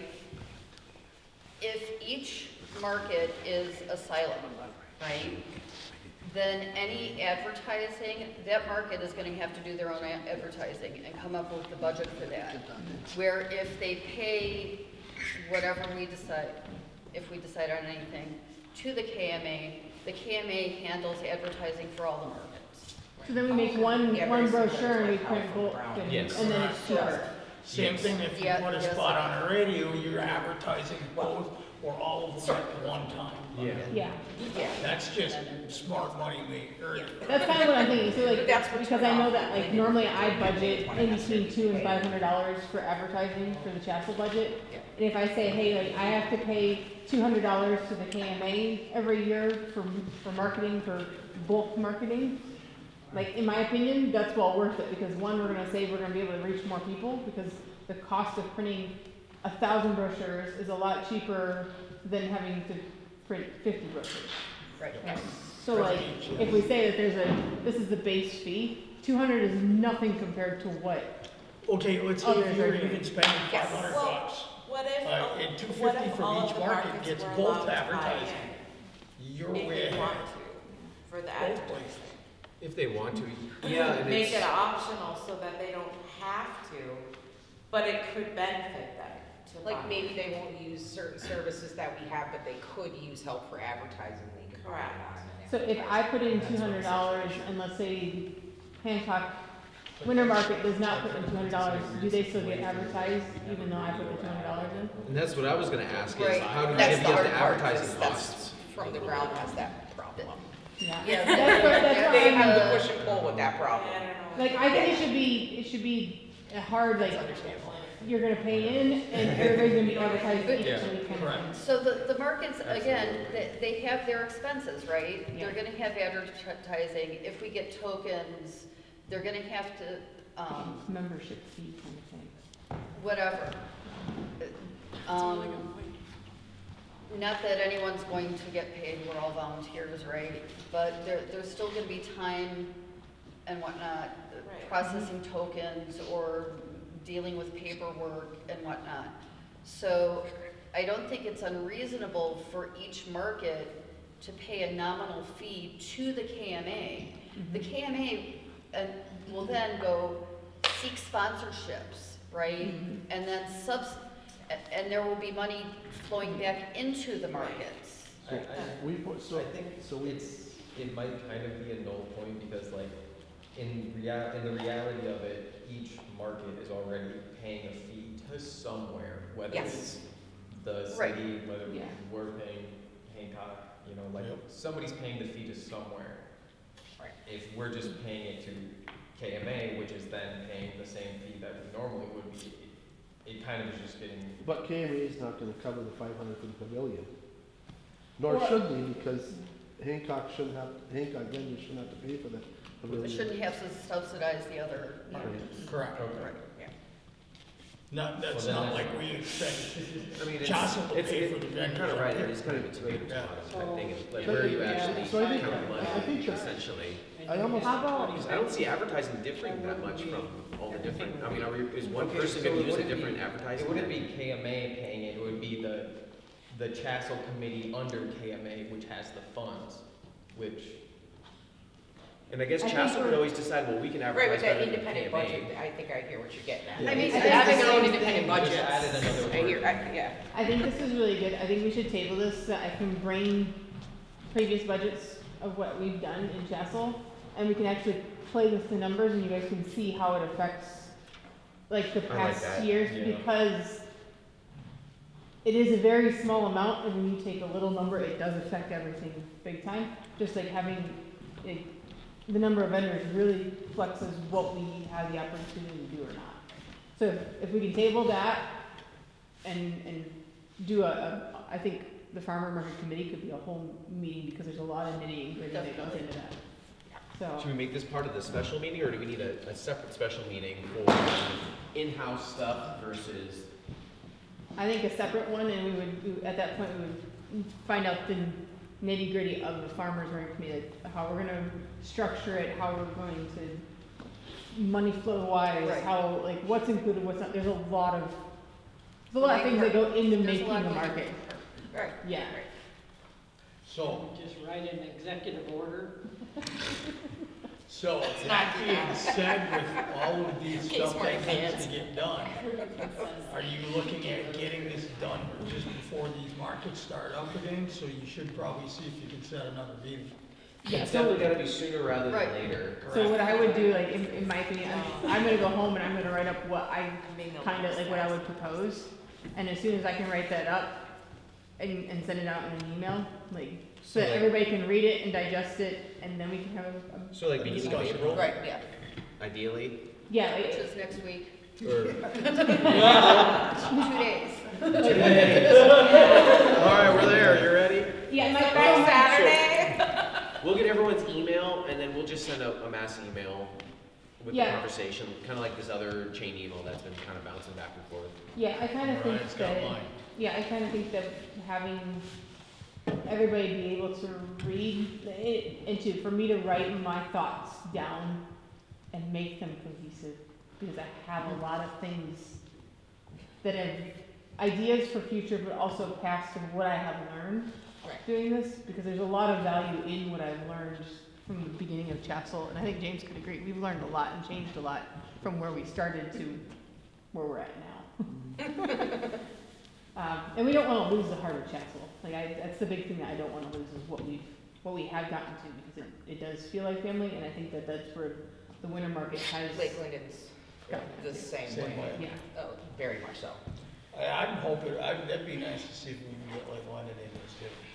I think. I definitely Sarah's think the getting burnt DDA out. and Sarah's getting burnt out. I don't know how much longer. I'm surprised she's Lake even. Linden I- DDA meeting is 6 PM on May 1st. Yeah, because they're doing what, So, quarter, what day 3 is that? times a year, Wait, what? right? I don't, They switched. the Lake Downtown Linden district? Oh, like. Downtown Development Authority. Yeah, thank you. So that, I think that's what Todd, that's the committee he's on for Hancock. Yep, yep. We should plan on a visit maybe to that DDA meeting and introduce the organization. We can't, It I'm wouldn't gonna be hurt. there, I'm gonna be there for Something else. for Pepper Island Bagels. Okay. But it's Thursday, May 1st at 6 Okay. PM. I think at the Lake Linden Village Hall, but I could get that Yep. specific.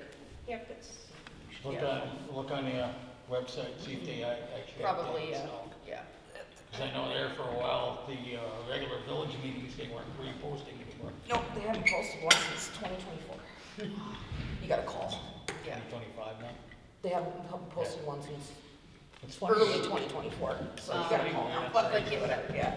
Right after I started going there. So it sounds like we can kind of put a pin in this. Yeah. Yeah. And then, two things I just really want to quickly touch on, this is something else. Basically, I want to see just how aggressively about pursuing this and how much people think is going to be interested. This might be something for the following year. But if we are going to have a separate Saturday market right out there. And let's say there's vendors that wanna be at Calumet and at, here. I've been talking with people about maybe we collectively hire a vendor who has maybe 3 vendors worth of material, basically trying to figure out a cap before it's just too overloading. And basically then we all collectively pay into this one person to go to markets and sell our goods on our behalf.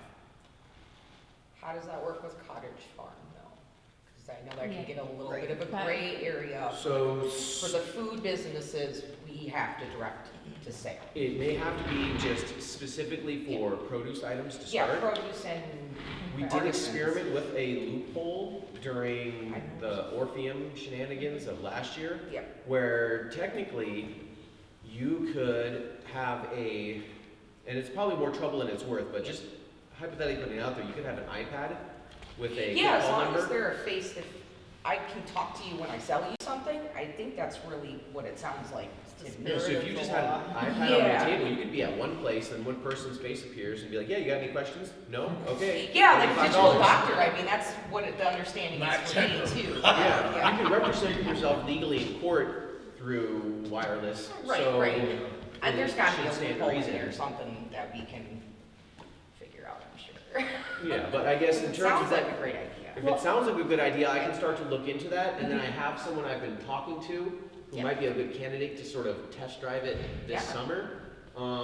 My question is, Your QR code be you, Say again? your QR code, where you scan it, wouldn't that be you?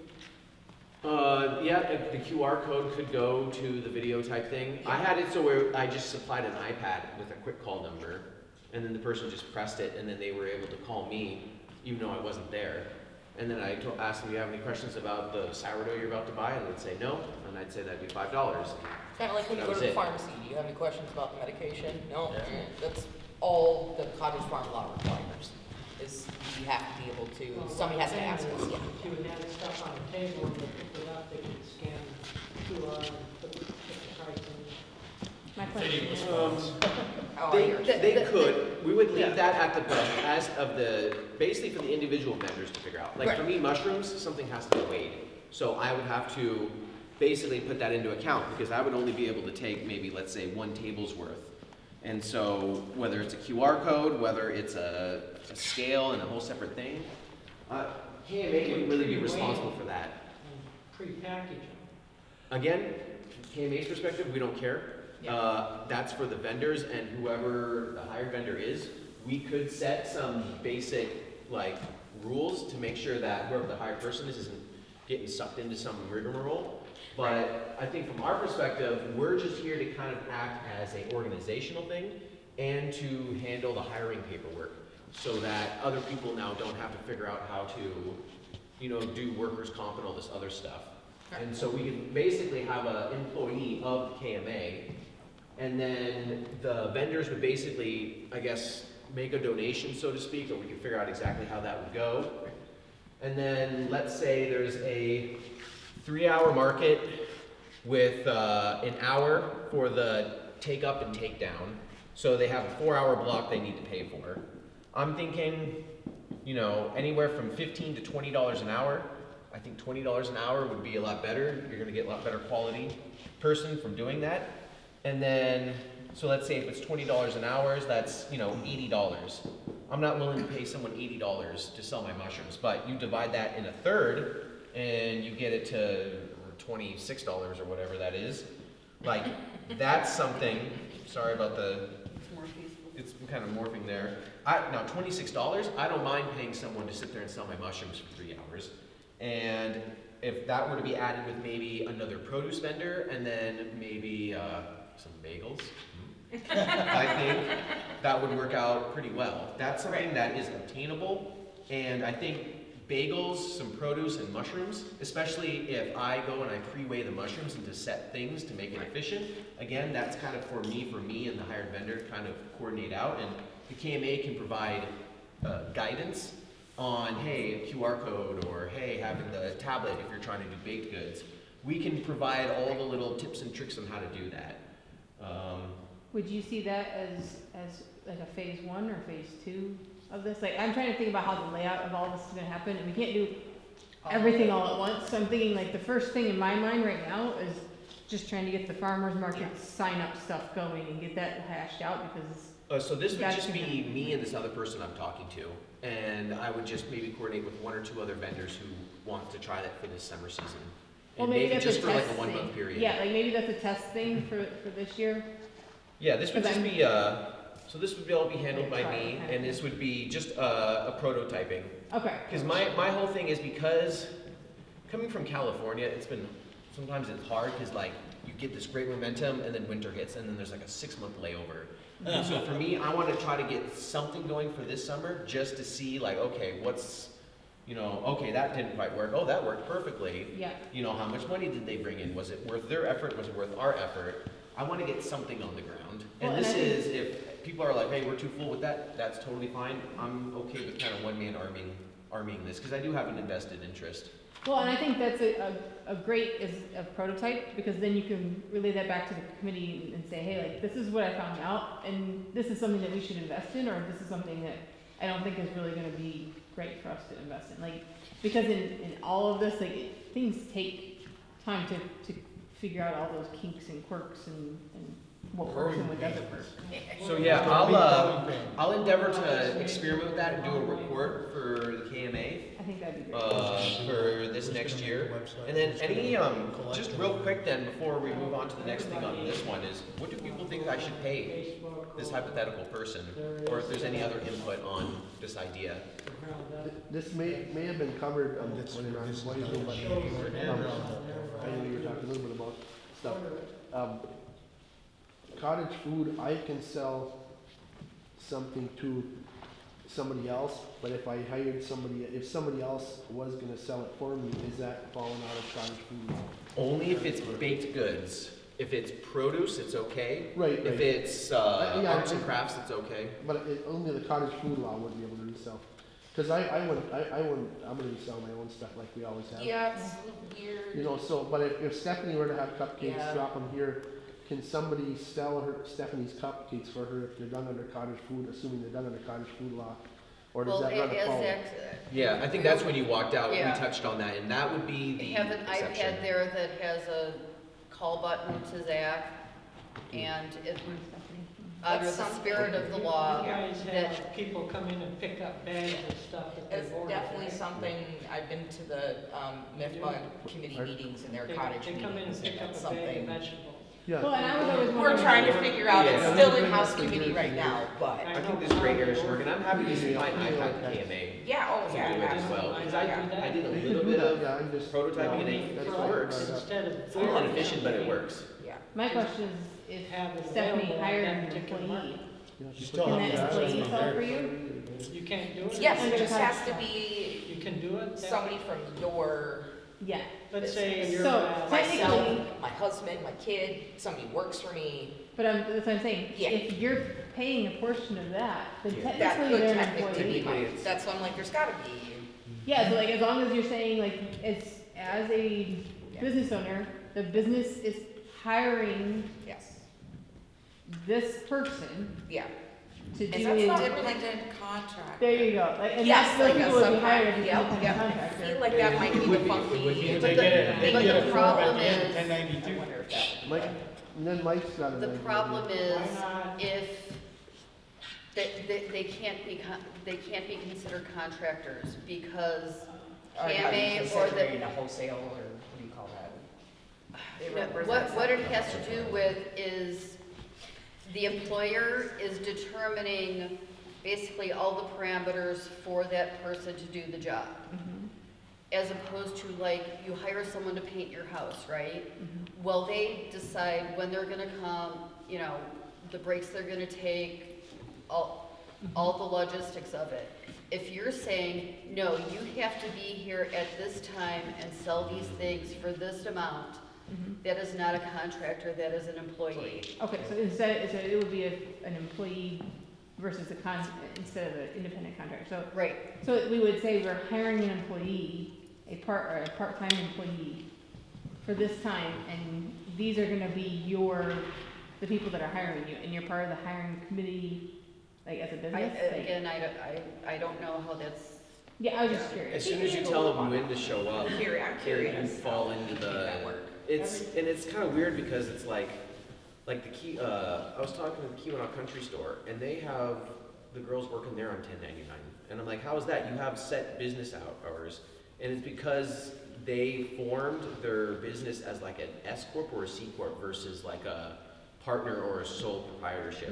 So it comes down to how you register yourself. And as a nonprofit, I'm not entirely sure how that would work. So that would be some homework for me to kind of figure out. Jim makes up bags. I know that the bread people make up bags. I know, I'm trying to think, maybe you have people that come in, pick up their bagels, that type of thing. They're already sold and paid for. Yep. All they're doing is picking them up. Oh. So you don't have Yep. to hire anybody. All you have to do If is it's make sure your pre-ordered. product is bagged up and labeled for that person to pick up. Well, that could even allow this vendor to have even more vendors underneath them, because if some people are doing just a pickup, well, now theoretically you could have a fourth person there if it's just pickups. So yeah, that can be, we'll just add that to the bullet point, and then when we delve into this more into the future, we'll just call it pickup only, and I'm just gonna put Yeah, that might have Michigan to be a Cottage model for in somebody like parentheses me there. versus a produce person. So That we'll might be figure better out the for exact somebody like details. me. I guess for They would time's buy sake, it from me, You and don't then- own it. the last bit of an input I need is And it just would- how Yeah. much to pay them and what sounds like And a it fair would be a little compensation. different, 'cause Well, I obviously think you at follow that point, cottage food, I know. it would be Right. So, very But they've weird already, to my customers compare already had communication with me, to so. like part-time positions in town. Yep. Kind of thing. Yeah. Like, because you don't wanna say like they're always gonna, like, we only, or this position's gonna be a $15 an hour position, where things could change, right, like demand could change, and we might need to say, hey, like, we aren't getting any applications for 15, we need to up it to 20. I don't think that needs to be in the bylaws, I think just saying a fair market Fair value. market wage. Period. Does but that? this is something that the hired vendor committee, I think, Yes. has to, It has to decide, yeah. So we'll call, and paid TV, we'll just call it fair market wage for right now. Cause I think that's what I've been seeing at Tech, is they get nobody in position because of the wages, and then they change the wage and then they get 50 applicants. Right. So like, they have to be understandable of what they're competing against, you gotta understand if you're gonna compete against McDonald's wages versus ours, like, and what the demand's gonna be, like, you wanna be fair for your people, and we don't wanna pay someone just minimum wage and say, well, you gotta drive there, and you gotta take the wear and tear on your car, and like, you end up with nothing at the end of the day. Yeah. So, like, that's kind of I'll what talk to we're the hypothetical person that I've been talking to and sort of pick their brain, and then it could just be for the prototyping, we'll just kind of wing it, because it's gonna be different versus, you know, peak season versus like that last few weeks towards the end. It could be that, you know, they're financially. still gonna be there, they're gonna have to be there an hour before to set up, 3 hours for the market, and half an hour to an hour, plus transport time. So if anything, we want to, Anything, I'd say that it's at least 5 hours per market. per market. And that could range, because it depends on how many you do in a week and what markets you're gonna do. And then too, like, what markets are actually making it worth the Right. costs and not. But that's all underneath that higher vendor committee. Right. Like, that's all things that that The committee committee thinks about. yeah. And hopefully, ideally, it ends up being someone who's already kind of connected to all this, and then we don't really, it can be more informally done than that. It could be that we don't even need to go through, you only need to file paperwork with the IRS if they make more than $400, I think, from any one entity, which I guess could happen Yeah. in just a few weeks Right. theoretically. Or we just have people rotating, and we won't get caught in that. But I think this is enough, it sounds like, for us to start running some numbers Yeah. and to start doing some hypotheticals. And then I'll just kind of follow up with everyone if I've got someone who's interested, and then I'll just see who else wants to be part of the prototyping process. Because as it stands, I'd like to have my wife doing Calumet, and I'd like to hire someone to do Hancock so that I can expand my restaurant hours to include lunch, which would be really nice. And that's why I was willing to kind of get on that sooner than later, because I'm kind of like, well, I'm going to organize this Hancock market and be able to go to it, so I gotta think of something. And then that kind of falls on the same line as the transport hub. That can most likely get tabled, and I mostly wanted to just bring it up today to kind of get other people's input on that while I kind of go into the planning, because right now, there's driver pay, but another thing that has to be taken into account is if there's a storage fee. And so if I'm holding some farmer's produce that's set to go out on a truck up to Louis in Lake Linden, what's the, I guess, sort of the logistics and the cost breakdown of that? And then figuring out, you know, how much is that worth to someone? Is it a fixed percentage off what they sell? Is it similar to Cisco, where there has to be a built-in minimum? These questions don't necessarily need to be answered now. I just wanted to kind of get that into sort of everyone's collective memory. Because I talked to a lot of different vendors at Calumet last year, and I think every single farmer I talked to was like, yes, tell me more. I want this right here.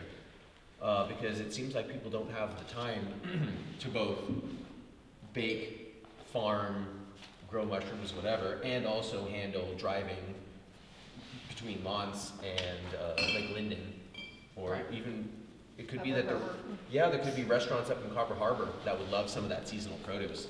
And if we just had a box truck going up there and a fixed percent off every person, and then even better, we get it to the point where we have a catalog that we're distributing to the different restaurants.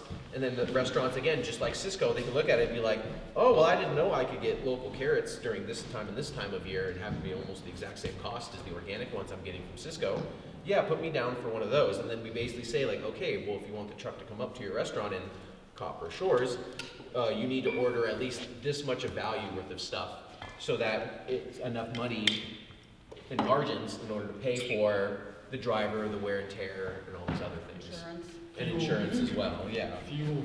Yeah, fuel, insurance. Side point to that is, there has been talk, and I haven't figured out, maybe someone here can put the pieces together for me, because I can't figure it out, how to get transportation for tech students to get to Yes, Chaska. I'm going to go to the joint meeting April 11th for the transportation committee, because they're looking at doing that combined Hancock-Houghton plan.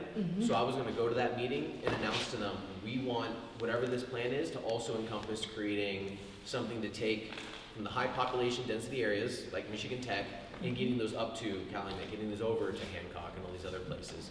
So yes, I have been looking into that. So that when you go to that meeting, explain to them that they have about 10% of their students that go to tech stay in Chassel, and they have to carpool and have to bring their own cars up, and they would save on parking, which they're fighting for parking spots on campus, that if they had a bus that ran down to Chassel to pick up. You do transportation services likes getting that money. Yes, but right now, they keep overselling passes than spots. That has to be illegal, because they did that to me when I was a student, and That's if you every pay for a university. parking pass and you show up and there's no parking, you make it late to class. It's a hunting They pass. claim that there's enough spaces for everyone. There wasn't when I was a student. Oh, There's not enough staff. We work there. They're counting the parking lot that's at the Ford biggest- spot in Alberta. They are. Well, and then they're Well, also every counting- university in the country, UCSD, same exact thing. Yeah, Biggest it's joke every that university. has It's because employee pass it's rate. the amount of money they make from permits and whatnot. I pay. And Yeah. the I pay justification $18 is because every there's 2 so much weeks space. for parking. And so I blame university Students bean do the same counters thing who are like, too. well, look, Excuse it's my this much language. square And footage, then you they're have this ticketing much money per people square footage, so you have to Because sell we this don't many have parking passes. spots, and it's a $200 ticket. Yeah, I blame the bean counters big time. They You know, if I have gotta to go to that work in mineral the museum and I don't have a industry parking to pass, manage. or an They variance, and I get a need ticket, to have I'm a gonna get parking wild. structure. They refuse because it doesn't look nice. Mm-hmm. I'm sorry, but they can do an awful lot with concrete these days to make something look nice. But that is why they will not put in a Yeah. parking structure. They said Because it will wouldn't change be- the aesthetics, because it won't look University pretty, on but the if you water. look at the master plan, Do we they wanna, take away the parking lots. There's no parking. do we wanna do like the think we're almost different done here. committees right now? Because of- it's of not what's here? aesthetically pleasing. Say again? Do we wanna, are we gonna do like, Try to get Create some of the committees. committees created. not like, not like the individual market committees, but. Well, I think for like Chassel, there was a few people that we needed to talk to. But not even so much the individuals, the individual markets will take care of that, but the people of here that wanna sit on whichever of these three committees type of thing, that's what I'm thinking. Oh, so we would have a general committee for farmers markets in general, part of the KMA. I thought that's what we were thinking, but maybe I'm overthinking it. Well, I was thinking the committees would just be on the farmer market level, but having a committee within KMA to manage, that does, I guess, make sense. That might be easier to have, whatever you think. That's what I was thinking. Services, should we try to schedule at least those 2 special meetings? Well, do we want there to be a get all committee this within info KMA from that handles farmer market stuff, or is that all I gonna think be got all the outsourced good through the attorney? That might complicate it. Because, again, depending on what I was saying with the money, we have to determine the money flow. So KMA, they're going to be responsible for some of the money coming from farmers markets. Right. Whether it's, they get sponsorships, we get grants, vendor fees, whatever.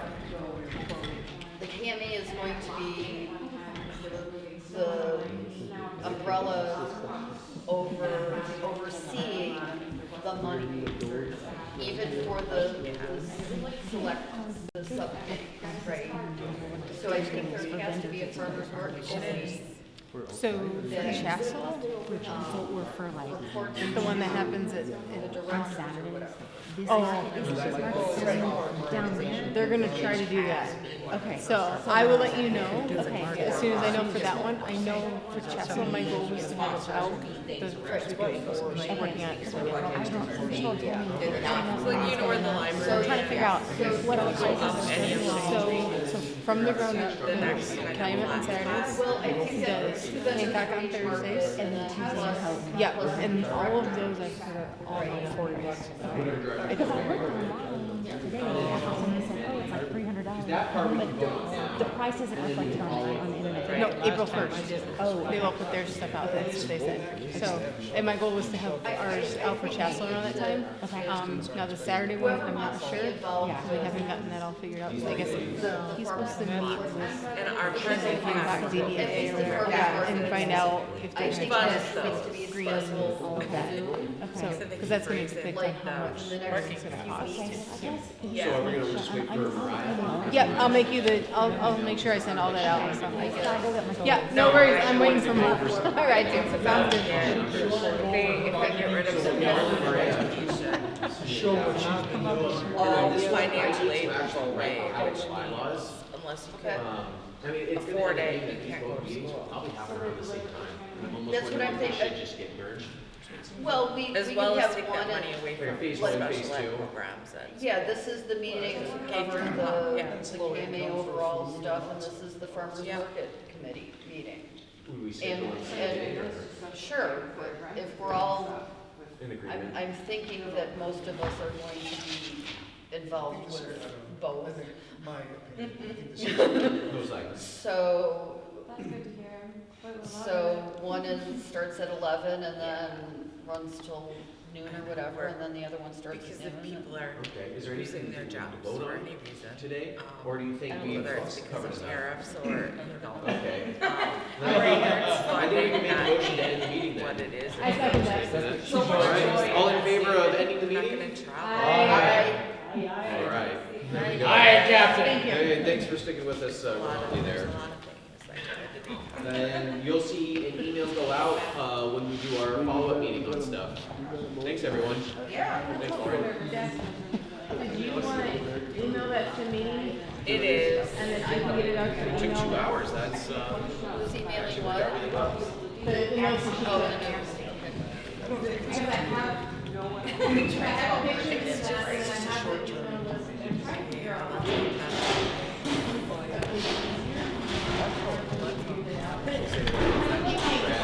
Holy friggin' board full. That's why you wanted to quit. I know. You know, right. I knew I wasn't gonna be a good secretary.